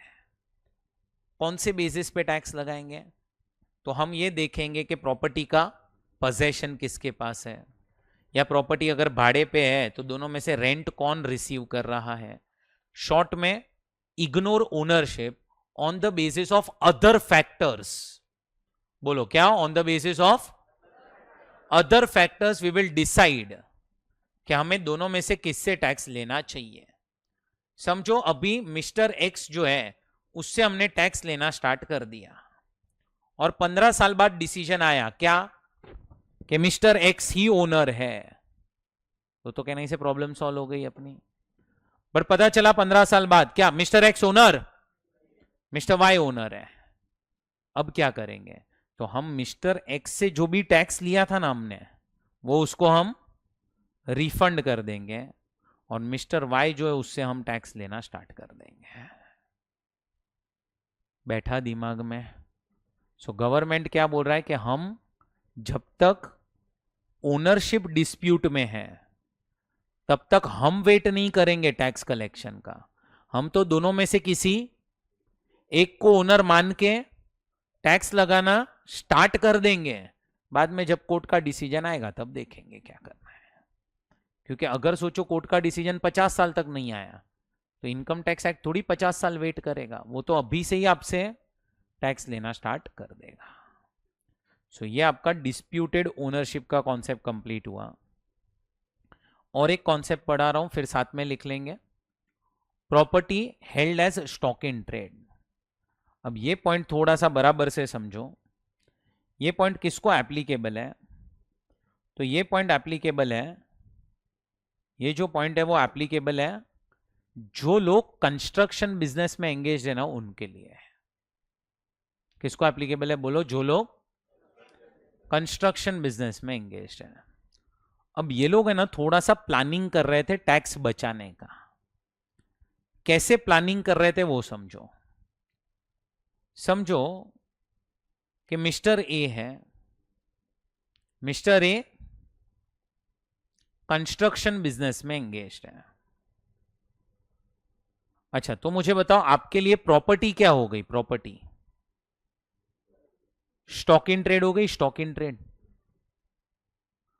अब है ना जो लोग कंस्ट्रक्शन बिजनेस में एंगेज थे, समझो एक पर्सन ने बिल्डिंग बनाई और ये बिल्डिंग में टोटल 100 फ्लैट थे। ये पर्सन क्या करता था, इसमें से 90 फ्लैट्स बेच देता था और 10 फ्लैट है ना 10 फ्लैट बेचता नहीं था। ये 10 फ्लैट वो दिखाता था कि उसके क्लोजिंग स्टॉक में पड़े हुए हैं 10 फ्लैट, और ये 10 फ्लैट उसको बेचने भी नहीं थे। ये 10 फ्लैट मिस्टर ए को चाहिए था कि वो खुद ही यूज करे, बट वो खुद के नाम पे नहीं कर रहा था। वो क्या कर रहा था पता है? बिजनेस में क्लोजिंग स्टॉक दिखा रहा था। क्यों ऐसा? क्योंकि तुम समझो अगर मिस्टर ए ने खुद के नाम पे 10 फ्लैट कर दिए ना तो मिस्टर ए को 2 एसओपी लेने पड़ेंगे और 8 डीएलओपी हो जाएंगे। इससे अच्छा क्या करो, बिजनेस में ही दिखाओ क्या? Unsold flats. आप अपना बिजनेस का जो पीएनएल अकाउंट बनेगा उसमें 100 फ्लैट बने, 90 बिके, 10 क्लोजिंग दिखाते जाओ और बोलो नहीं बिक रहे अभी। 10 फ्लैट को क्या दिखाओ? क्लोजिंग स्टॉक में दिखाते जाओ। हर साल ओपनिंग में आएगा, क्लोजिंग में आएगा, ओपनिंग में आएगा, क्लोजिंग में। क्या फर्क पड़ता है अपने को? अपने नाम पे कर दिया तो प्रॉब्लम क्या होगा? अपने नाम पे कर दिया तो 8 डीएलओपी बन जाएंगे और 2 एसओपी बनेंगे। मतलब जिन लोगों को भी 2 या 3, 2 से ज्यादा घर अपने नाम पे रखने होते थे ना, वो लोग अपने नाम पे नहीं रखते थे। कौन? जो लोग कंस्ट्रक्शन बिजनेस में एंगेज है वो लोग क्या दिखाते थे कि बिजनेस में ये आपका क्लोजिंग स्टॉक है, बिजनेस में ये आपका क्या है? क्लोजिंग स्टॉक है, ऐसा दिखाया जाता था। बैठ रहा है दिमाग में? बैठ रहा है आपके? अब समझो मिस्टर ए ने ये बिल्डिंग बनाई, 90 फ्लैट बिक गए, 10 फ्लैट वो क्या बोल रहा है? अनसोल्ड है, और 10 फ्लैट वो खुद के नाम पे रख रहा है। मतलब खुद के नाम पे मतलब बिजनेस में क्लोजिंग स्टॉक दिखा रहा है, यूज खुद ही कर रहा है। क्या फर्क पड़ता है यार बिजनेस के नाम पे हो या खुद के नाम पे हो? प्रॉब्लम है खुद के नाम पे होगा तो उल्टे का टैक्स बढ़ जाएगा। इससे अच्छा बिजनेस में दिखाते रहो अनसोल्ड, नहीं बिक रहे हैं, ओपनिंग में आएंगे, क्लोजिंग में आएंगे, ओपनिंग में आएंगे, क्लोजिंग में आएंगे, ओपनिंग में आएंगे, क्लोजिंग में आएंगे। अब लोग ऐसा करना स्टार्ट कर चुके थे और इसीलिए गवर्नमेंट ने एक प्रोविजन बनाया। कौन से लोगों के लिए? जो लोग कंस्ट्रक्शन बिजनेस में एंगेज है उनके लिए। क्या प्रोविजन बनाया समझो कि आपकी जो बिल्डिंग है ना, बिल्डिंग, वैसे तो बिल्डिंग का कंस्ट्रक्शन स्टार्ट होता है, आप अपने फ्लैट्स तो बेचना स्टार्ट कर ही देते हो। आज तो अगर बिल्डिंग बना भी नहीं है तो भी कहने से बुकिंग स्टार्ट हो जाती है। तो हम आपको टाइम दे रहे हैं क्या?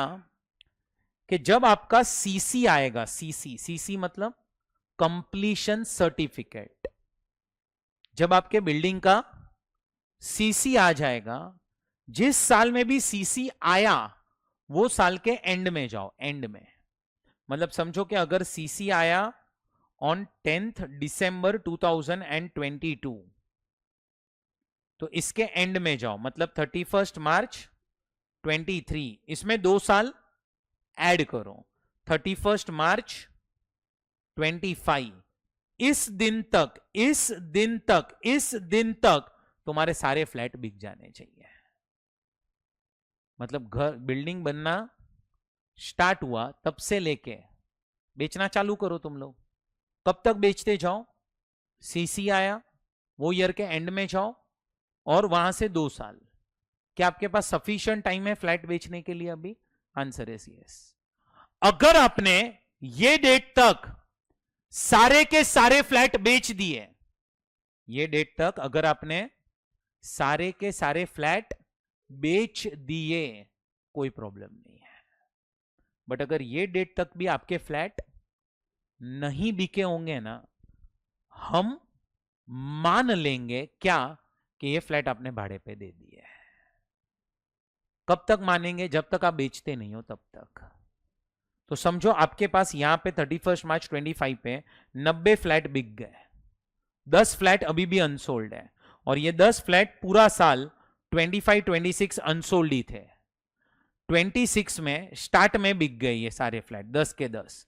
तो ये एक साल के लिए हम क्या मानेंगे कि ये प्रॉपर्टी आपने लेट आउट कर दी है।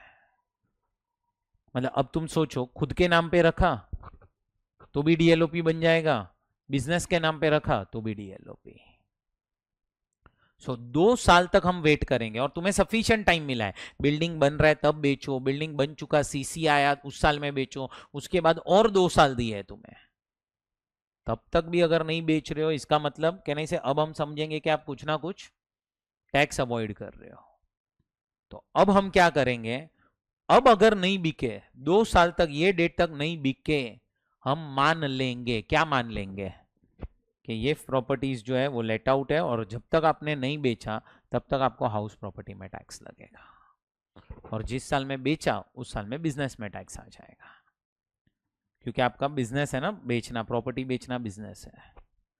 सो ये आपके और 2-3 कॉन्सेप्ट्स कंप्लीट हुए। को ओनरशिप एंड अदर कॉन्सेप्ट्स के अंदर ये तीनों कंप्लीट कर दिए मैंने। Property held as stock in trade, फिर प्रॉपर्टी इंडिया और आउटसाइड इंडिया में है वो, एंड डिस्प्यूटेड ओनरशिप। कुछ भी डाउट हो तो पूछो आप। समझा तुम लोगों को? तुम लोग को बोलने में शर्म आता है क्या? तो बोला करो ना, तो मुझे समझेगा कि तुम्हें समझ रहा है कि नहीं। चाय पानी कुछ मंगाऊं, नाश्ता मंगाऊं? मैडम नींद आ रहा है बहुत ज़्यादा, कुछ चलेगा?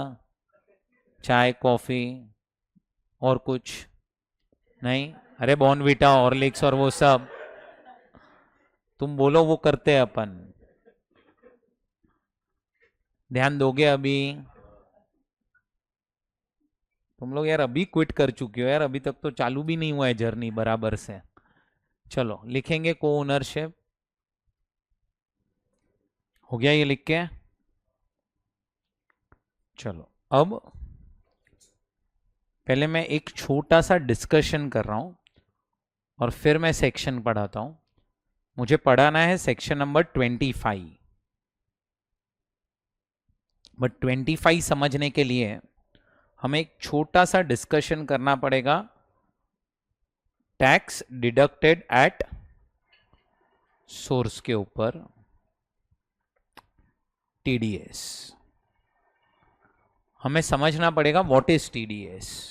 सुना ही ये वर्ड आप लोगों ने, टीडीएस क्या है? बताएंगे थोड़ा सा डिटेल में कैसे ये वर्क करता है,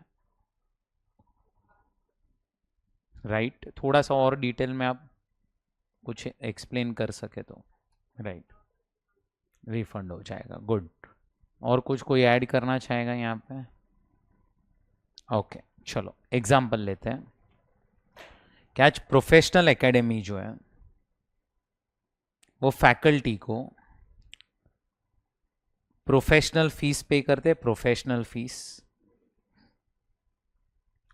अब ये जो प्रोफेशनल फीस है उसके पेयर जो है, पेयर वो है प्रोफेशनल एकेडमी, एंड ये पेई है, दैट इज रिसीवर, फैकल्टी। अब तुम समझ पा रहे हो, तो फैकल्टी जो है उसको प्रोफेशनल एकेडमी से पैसा आ रहा है, तो जो भी ग्रॉस अमाउंट होगा ना, ग्रॉस अमाउंट, ये ग्रॉस अमाउंट में से आपको लेस करना पड़ेगा टीडीएस। अब ये किसको बोला गया? पीए को बोला गया। क्या आप टीडीएस इसमें से माइनस करो, और जो भी टीडीएस माइनस करोगे, जो बैलेंस बचेगा, इतना ही अमाउंट आप फैकल्टी को पे करना। बाकी जो टीडीएस का अमाउंट है वो किसको जाएगा? गवर्नमेंट को जाएगा। टीडीएस का जो अमाउंट है वो किसको जाएगा फ्रेंड्स? गवर्नमेंट को जाएगा। अब तुम है ना बराबर से समझो कि आज समझो एक फैकल्टी को 1 लाख रुपीस पर मंथ क्या मिल रहा है? Professional fees. तो उसमें से कुछ परसेंटेज काट लेने हैं आपको।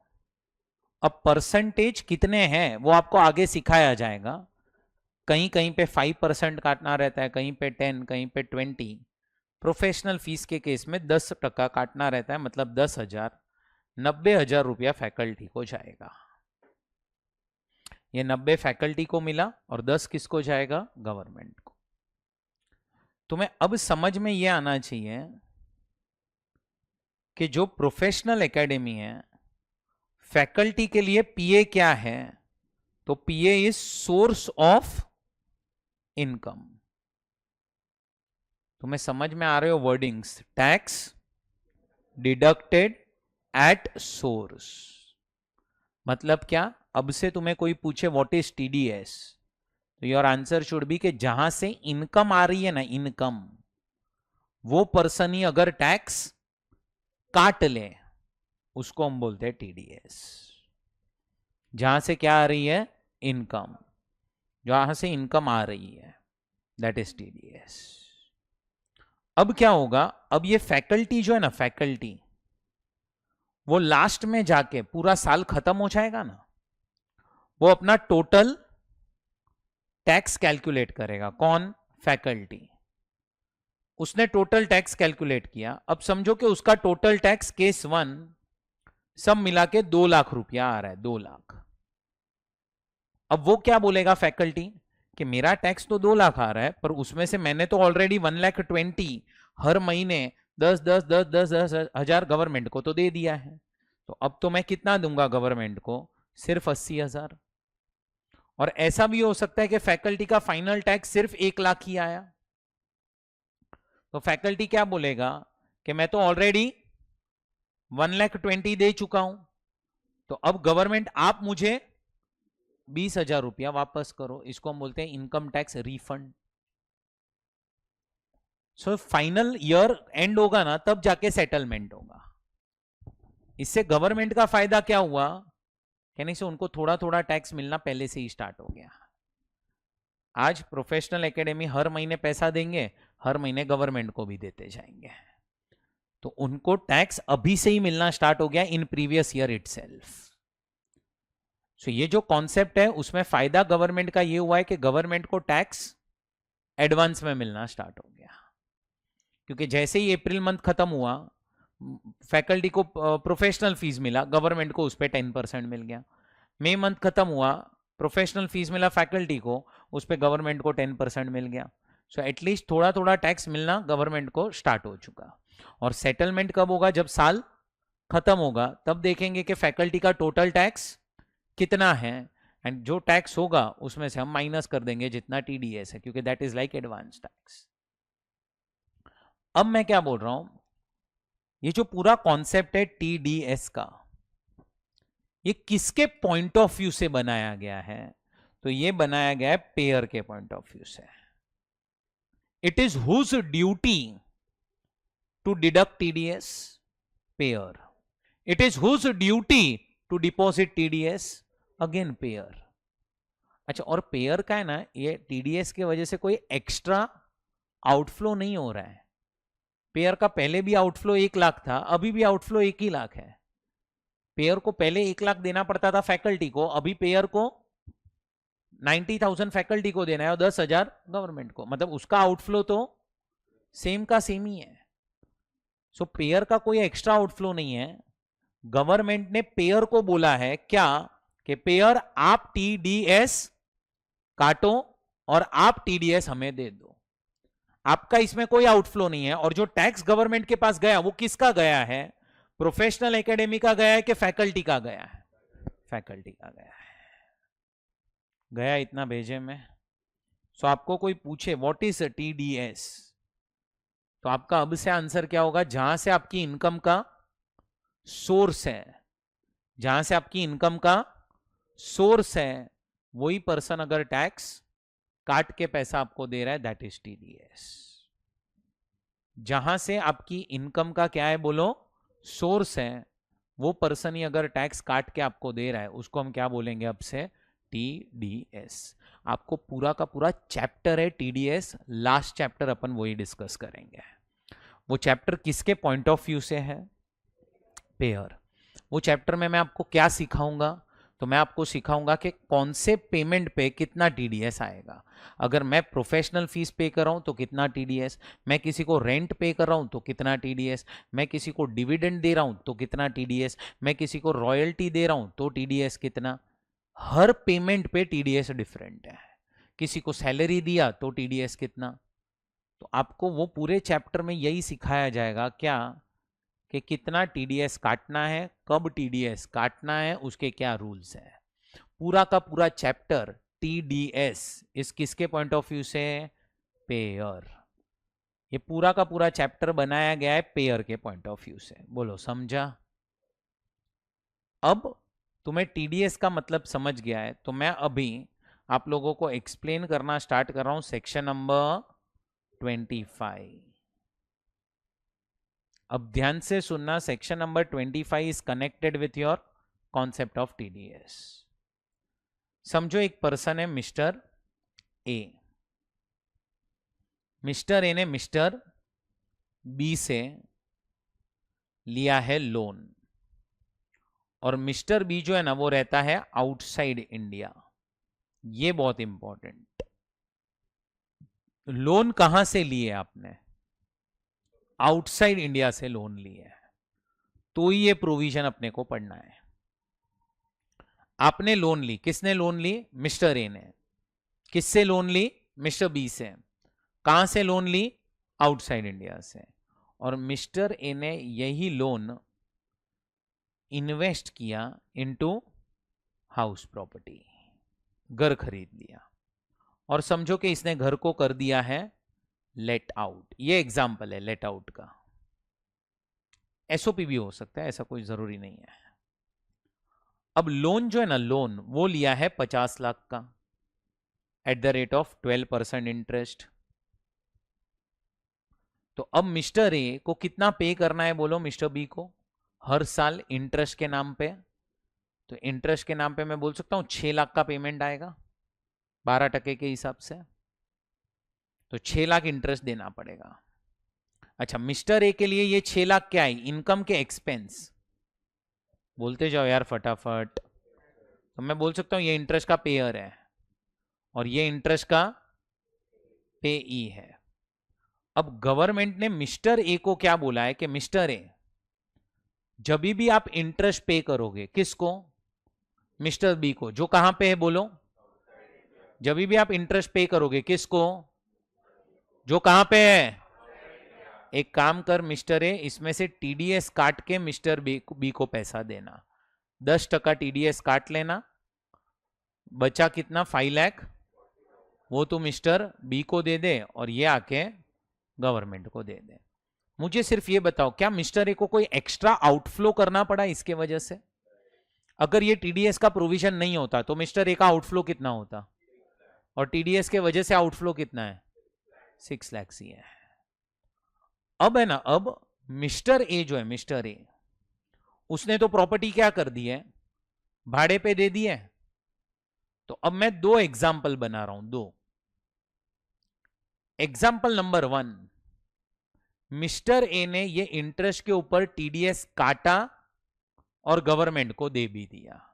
मतलब क्या? TDS is deducted and deposited. मतलब जो उसको बोला है वो उसने फॉलो किया। किसने? मिस्टर ए ने। एंड सेकेंड केस ऐसा ले रहा हूं कि टीडीएस इज नॉट डिडक्टेड, नहीं काटा उसने टीडीएस। मतलब क्या?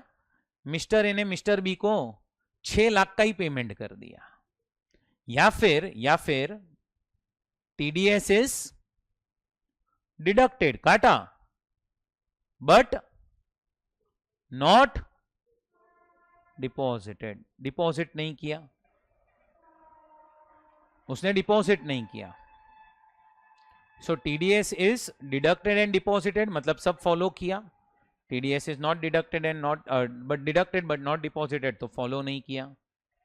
अब समझो कि ये घर का जो एनएवी था, एनएवी वो था 10 लाख और 10 लाख। ये घर भाड़े पे गया ना, तो उसका एनएवी आएगा, लेट आउट है इसीलिए। क्या माइनस करोगे एनएवी में से? 3 लाख और 3 लाख। अब बराबर से समझना, दूसरा क्या माइनस करोगे? Interest on loan. कितना है इंटरेस्ट ऑन लोन? 6 लाख है। अब फर्स्ट केस में मिस्टर ए को क्या बोला? पूरा का पूरा 6 लाख माइनस कर, बचा आंसर 1 लाख।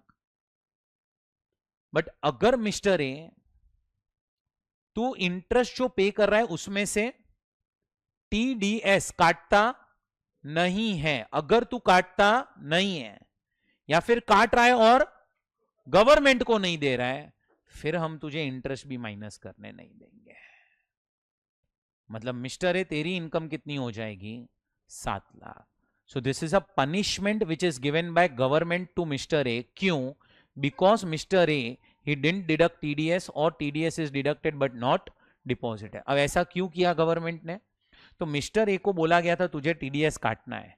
भाई अगर तू टीडीएस नहीं काट रहा है तो इसका मतलब मिस्टर बी का टैक्स गवर्नमेंट को नहीं मिला। अब मिस्टर बी रहता कहां पे है? Outside India. सोचो कल उठ के अगर मिस्टर बी टैक्स ही ना भरे तो गवर्नमेंट का तो नुकसान हो गया। और ये नुकसान किसके वजह से हुआ?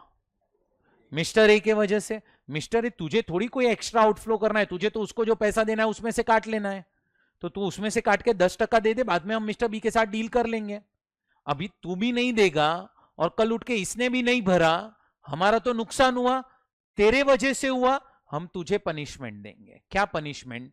हम तुझे इंटरेस्ट माइनस करने नहीं देंगे और तेरी इनकम बढ़ गई और जो टैक्स हमें नहीं मिला वो हम तुझसे रिकवर कर रहे हैं क्योंकि तेरी इनकम बढ़ चुकी है। सो अगर आप क्या लेते हो? बोलो लोन। कहां से लोन ले रहे हो? आउटसाइड इंडिया से। क्या पे करोगे अब वहां पे? इंटरेस्ट। वो इंटरेस्ट में से क्या करना पड़ेगा? TDS deduct. अगर टीडीएस डिडक्ट नहीं किया या टीडीएस डिडक्ट किया और गवर्नमेंट को दिया नहीं, तो जो इंटरेस्ट आपने पे किया है वो हम आपको 24B में माइनस करने नहीं देंगे। 24B में माइनस करने नहीं देंगे। बोलो समझा? कुछ भी डाउट हो तो आप अभी पूछो मुझे। तो ये सेक्शन है 25, नो टीडीएस नो डिडक्शन। अगर आप टीडीएस नहीं काटोगे हम आपको डिडक्शन नहीं देंगे। चलो कुछ भी डाउट? क्लियर? बट ये प्रोविजन अप्लाई होता है if loan is taken from outside India, तो ही अप्लाई होता है। सो ये आपका टीडीएस का कॉन्सेप्ट है। What is TDS? ये मैंने शॉर्ट में एक्सप्लेन किया है, पूरा चैप्टर ही है आपको। और ये कॉन्सेप्ट अपना 25, ये इंटरेस्ट को लेके पॉइंट है कि अगर तुमने लोन लिया कहाँ से? आउटसाइड इंडिया से। अब क्या पे करोगे? इंटरेस्ट। अगर इंटरेस्ट पे टीडीएस काटा नहीं तो फिर हम तुम्हें इंटरेस्ट माइनस करने नहीं देंगे। ये पनिशमेंट दे दिया है अपन ने। क्लियर? चलो लिख लेंगे ये पॉइंट। अब आप लोगों को मैंने वो जो लास्ट लेक्चर में 6 केसेस करवाए थे ना जीएवी कैलकुलेशन के, वो एक बार देख लो। अभी मैं आपको सम्स दे रहा हूँ। फॉर्मेट याद है ना आप लोगों को? 6 केसेस करवाए थे ना जीएवी का, एसओपी का बाइफर्गेशन, एसओपी एलओपी का। अब ये क्वेश्चन है जो आपको सॉल्व करना है।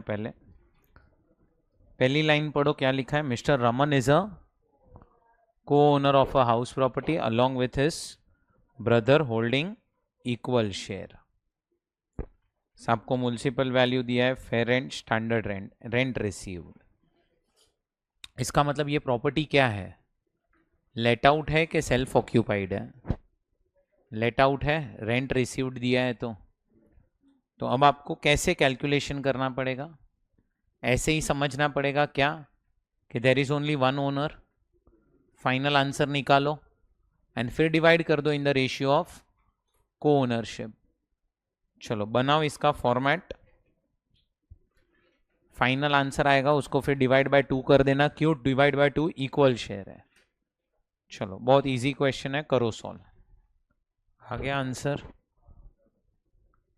टोटल आंसर क्या आ रहा है पहले तो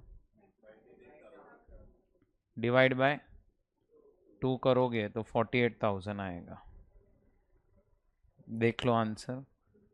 आप इधर जीएवी से स्टार्ट करो तो जीएवी के लिए वर्किंग नोट भी बना सकते हो, नहीं तो आप स्टेप 1 2 3 करोगे वो भी चलेगा, ये सब छोड़ो। फाइनल आंसर चेक करो आया, बट यस फॉर्मेट में शॉर्ट फॉर्म नहीं चलेगा, ये MV FR SR ये सब नहीं, पूरा लिखना पड़ेगा। Municipal value, fair rent, standard rent, ये सब चीज़ें प्रॉपर होनी चाहिए। जीएवी नहीं होना चाहिए, it should B gross annual value, net annual value, वो सब प्रॉपर होना चाहिए। कुछ भी डाउट हो तो आप पूछ सकते हो सब में। नहीं नोट्स में मैं वही बोल रहा हूँ, ये नोट अगर आपने ऊपर ही डाल दिया फॉर्मेट में, ये तो क्या है, it is calculation of GAV, आपने स्टेप 1 2 3 कर दिया, नहीं देने की जरूरत है। हाँ वो आप नोट लिख दो, और आप क्या करो इधर ही नोट लिख दोगे ना, अगर इधर भी इधर ही आपने लिख दिया कि क्योंकि वो चीज को आपने इग्नोर किया है ना, ये वाला इंटरेस्ट, तो आप इधर भी लिख दोगे ना कि interest on unpaid interest is not allowed, तो भी चलेगा। मैं तो बोलूंगा जितनी चीजें आप फॉर्मेट में ही डाल दो ना, उतना नोट्स कम हो जाएगा। बराबर।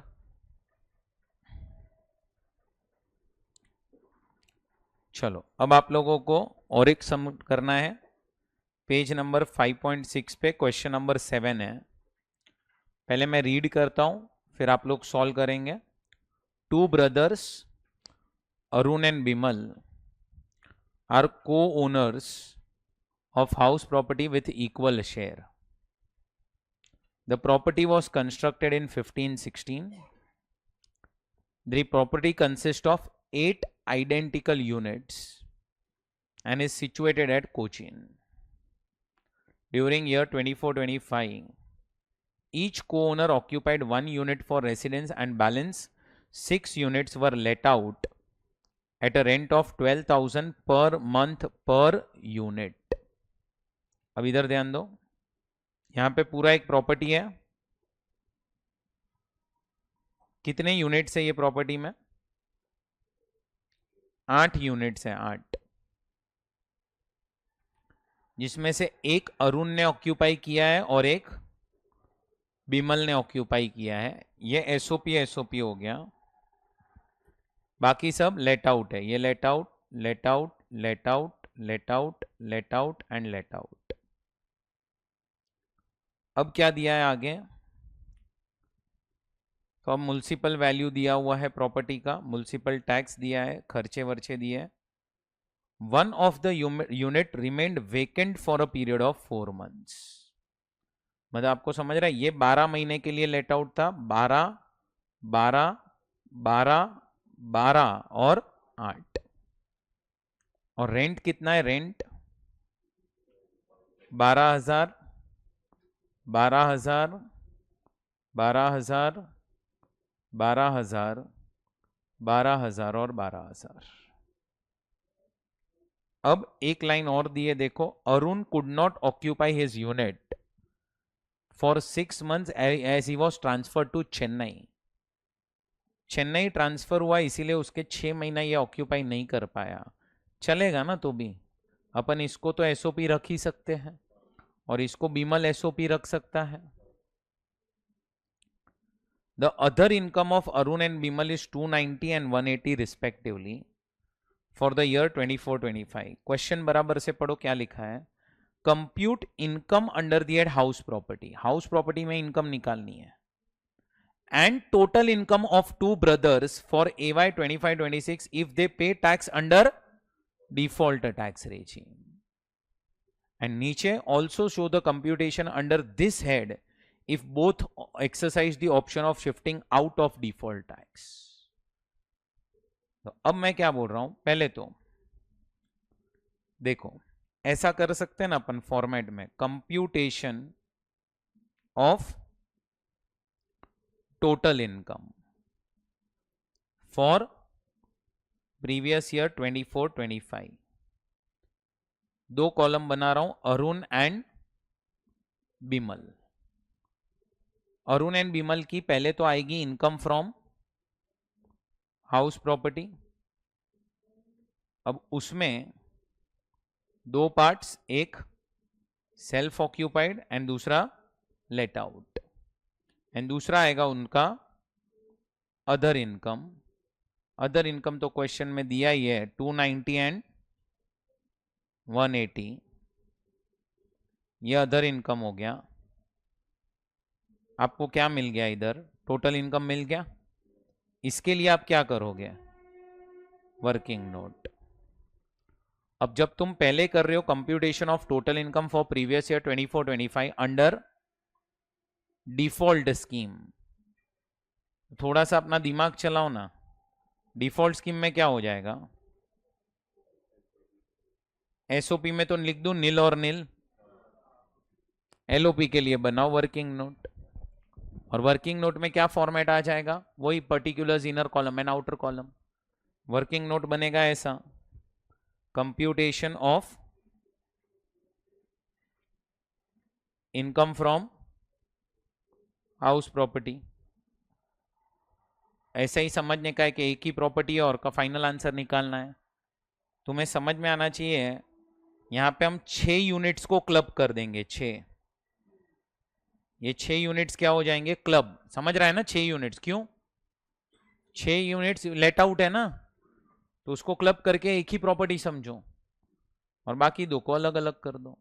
और फिर सेम फॉर्मेट चाहिए तो वापस format banana, computation of total income for previous year under optional scheme. Optional scheme में क्या हो जाएगा, सिर्फ एसओपी में चीजें और ऐड हो जाएगी।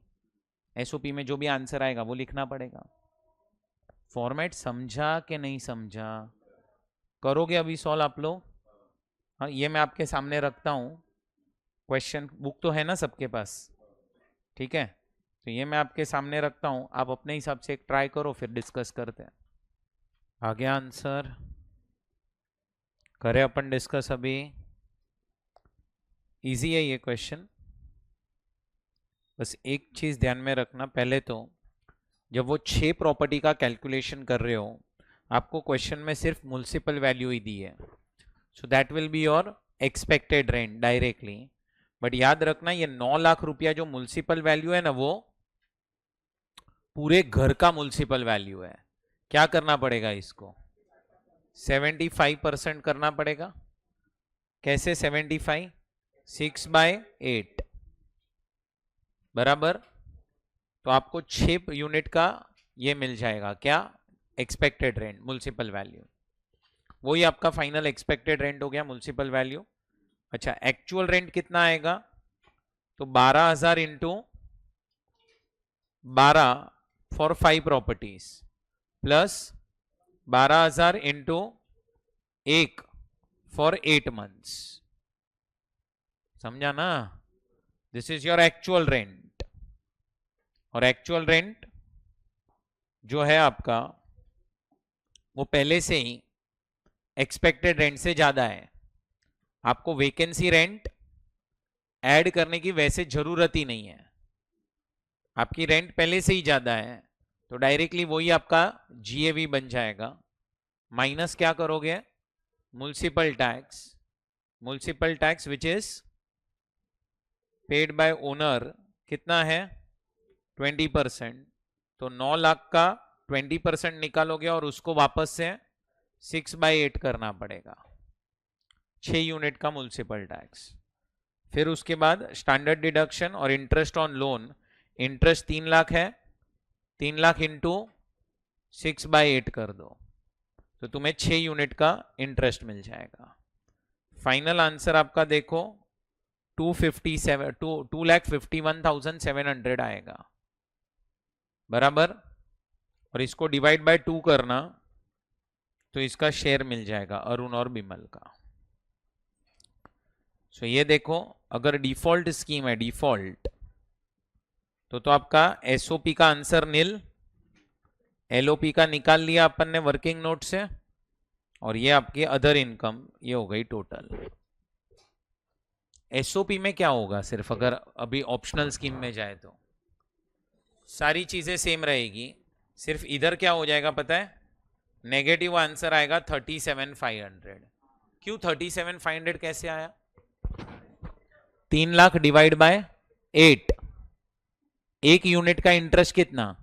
37,500।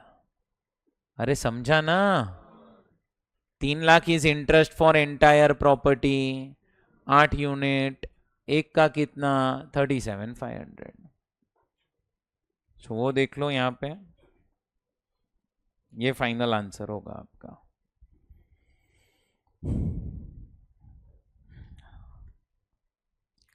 एक है ना, मैं आपसे क्वेश्चन पूछता हूं, क्वेश्चन मतलब पहले ये क्वेश्चन में थोड़ा सा चेंज था, क्या चेंज था वो बताता हूं।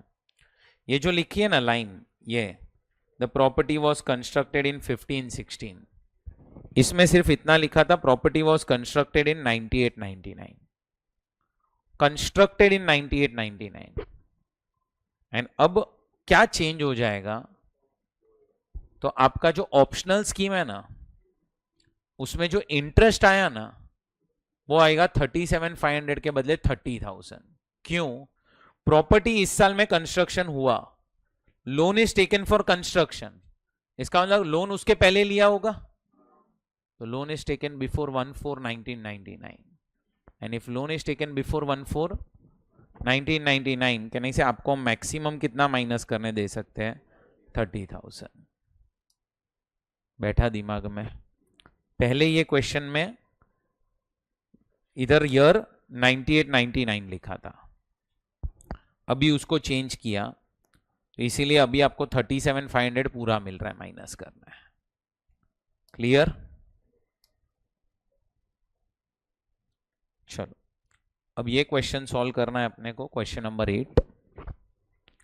Mister Ramesh and mister Suresh constructed their house on a piece of land purchased by them at Mumbai. The built-up area of each house was 1,500 ground floor and equal area on first floor. अभी ये सम है ना, ये सम, इसमें पहले तो आप लोग केस बनाना चालू कर दो। क्या है देखो, यहां पे दोनों के पास एक घर है,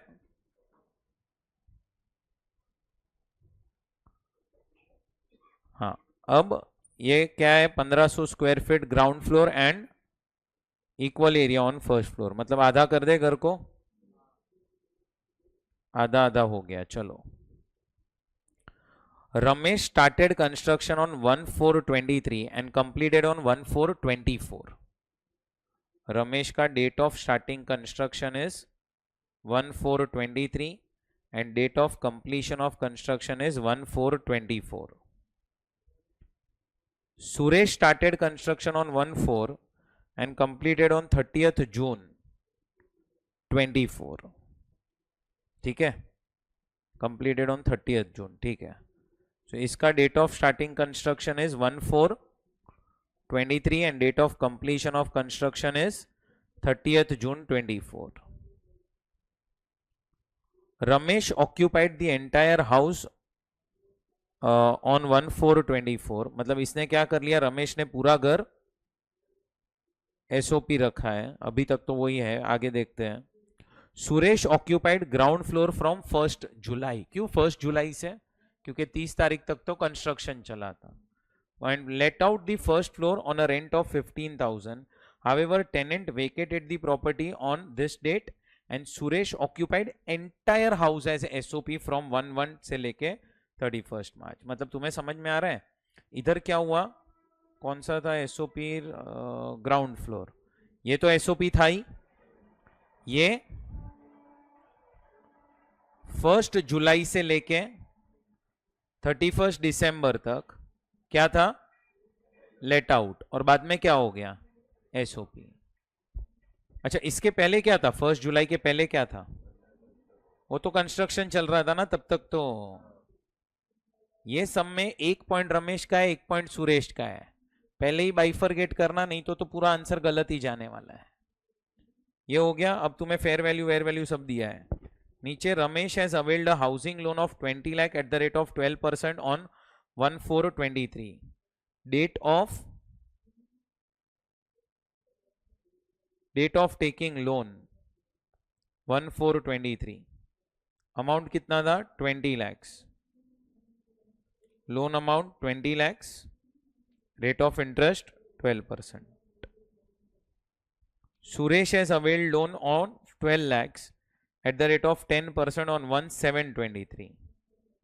Date of taking loan 1/7/23। Loan amount बताएंगे कितना है? 12 lakhs।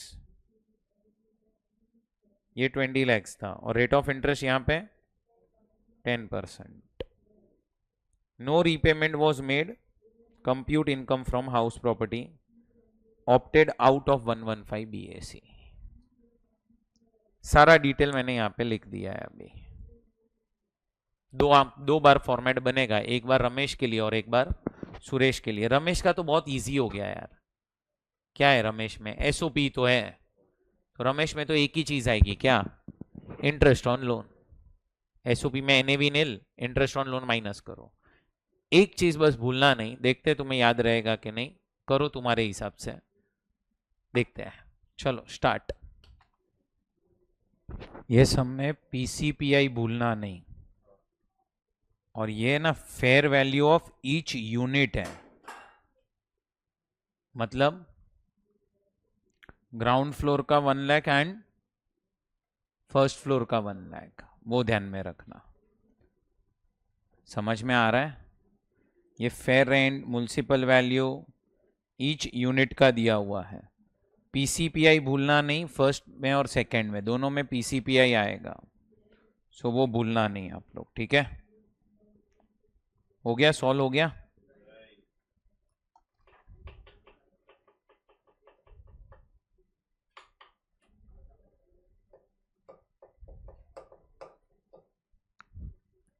आपने वो लास्ट केस देखा हो ना, जो मैंने आपको 6 केसेस दिए थे जीएवी कैलकुलेशन के? पता है उसमें लास्ट केस में मैंने आपको बोला था 3 महीना कंस्ट्रक्शन चला था और फिर 9 महीना ही घर था, तो ये केस वही है। तो आपको इधर क्या करना पड़ेगा, इधर एसओपी हाफ पे तो एसओपी लग जाएगा और ये हाफ पे एलओपी। अब ये जो हाफ है ना एलओपी, उसका एक्सपेक्टेड रेंट, ये फेयर वैल्यू इज 1 लाख, तो आपको 1 लाख को मल्टीप्लाई करना पड़ेगा बाय 9, डिवाइड करना पड़ेगा बाय 12, तो आपको 9 महीने का रेंट मिलेगा। और हम लोग, ये पूरे घर का नहीं है, ये पर फ्लोर का है। तुम्हें समझ में आ रहा है?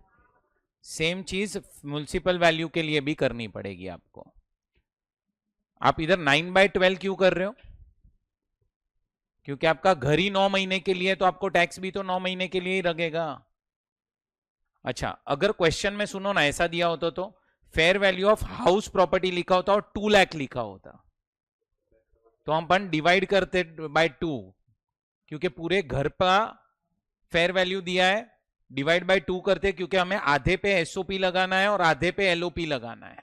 और जो एलओपी है उसको फिर 9/12 करते हैं। क्यों? क्योंकि घर 9 मंथ्स के लिए ही था अपने पास।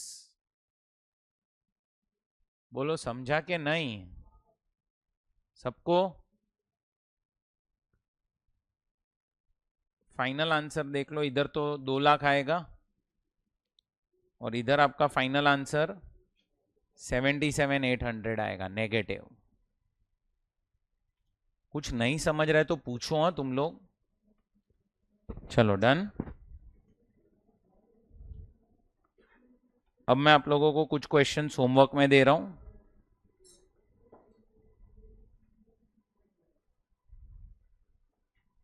पहले तो ये क्वेश्चन नंबर 11 लिखते जाओ।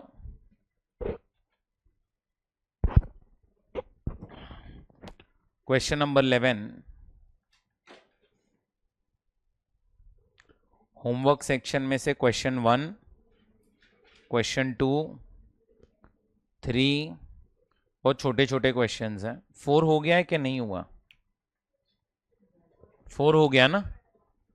4 तो करवाया ना, 4 मैंने 1 2 3 4 हो गया। 6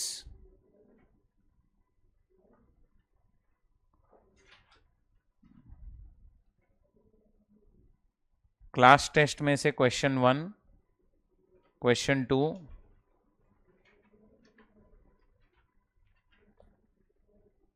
चलो एक बार रिपीट कर देंगे। क्वेश्चन नंबर 11 था पहला, फिर होमवर्क में से 1 2 3 6 और क्लास टेस्ट में से 1 एंड 2, ये क्लास वर्क में से। ठीक है, इतना आप लोगों को करना है। अब नेक्स्ट लेक्चर में अपना हाउस प्रॉपर्टी चैप्टर खत्म, एक ही पॉइंट बाकी है, वो नेक्स्ट लेक्चर में खत्म भी हो जाएगा और अपन नेक्स्ट चैप्टर स्टार्ट कर देंगे सैलरीज, इनकम फ्रॉम सैलरी। वो बड़ा चैप्टर है इससे और इम्पोर्टेंट भी है। सो नेक्स्ट लेक्चर में अपन वो स्टार्ट भी कर देंगे। नेक्स्ट लेक्चर में मुझे ये सम सॉल्व किए हुए चाहिए। हाँ, बुक में आपके मैं चेक करूंगा बुक, तो ये सॉल्व किए हुए होने चाहिए तुम्हारे बुक में प्रॉपर फॉर्मेट के साथ। बराबर है? अब ये होमवर्क करके आना और नेक्स्ट लेक्चर में अपन फिर आगे कंटिन्यू करते हैं। एक ही सेक्शन बाकी है, वो कंप्लीट करके सैलरी स्टार्ट करेंगे। ठीक है, चलो बाय बाय फ्रेंड्स।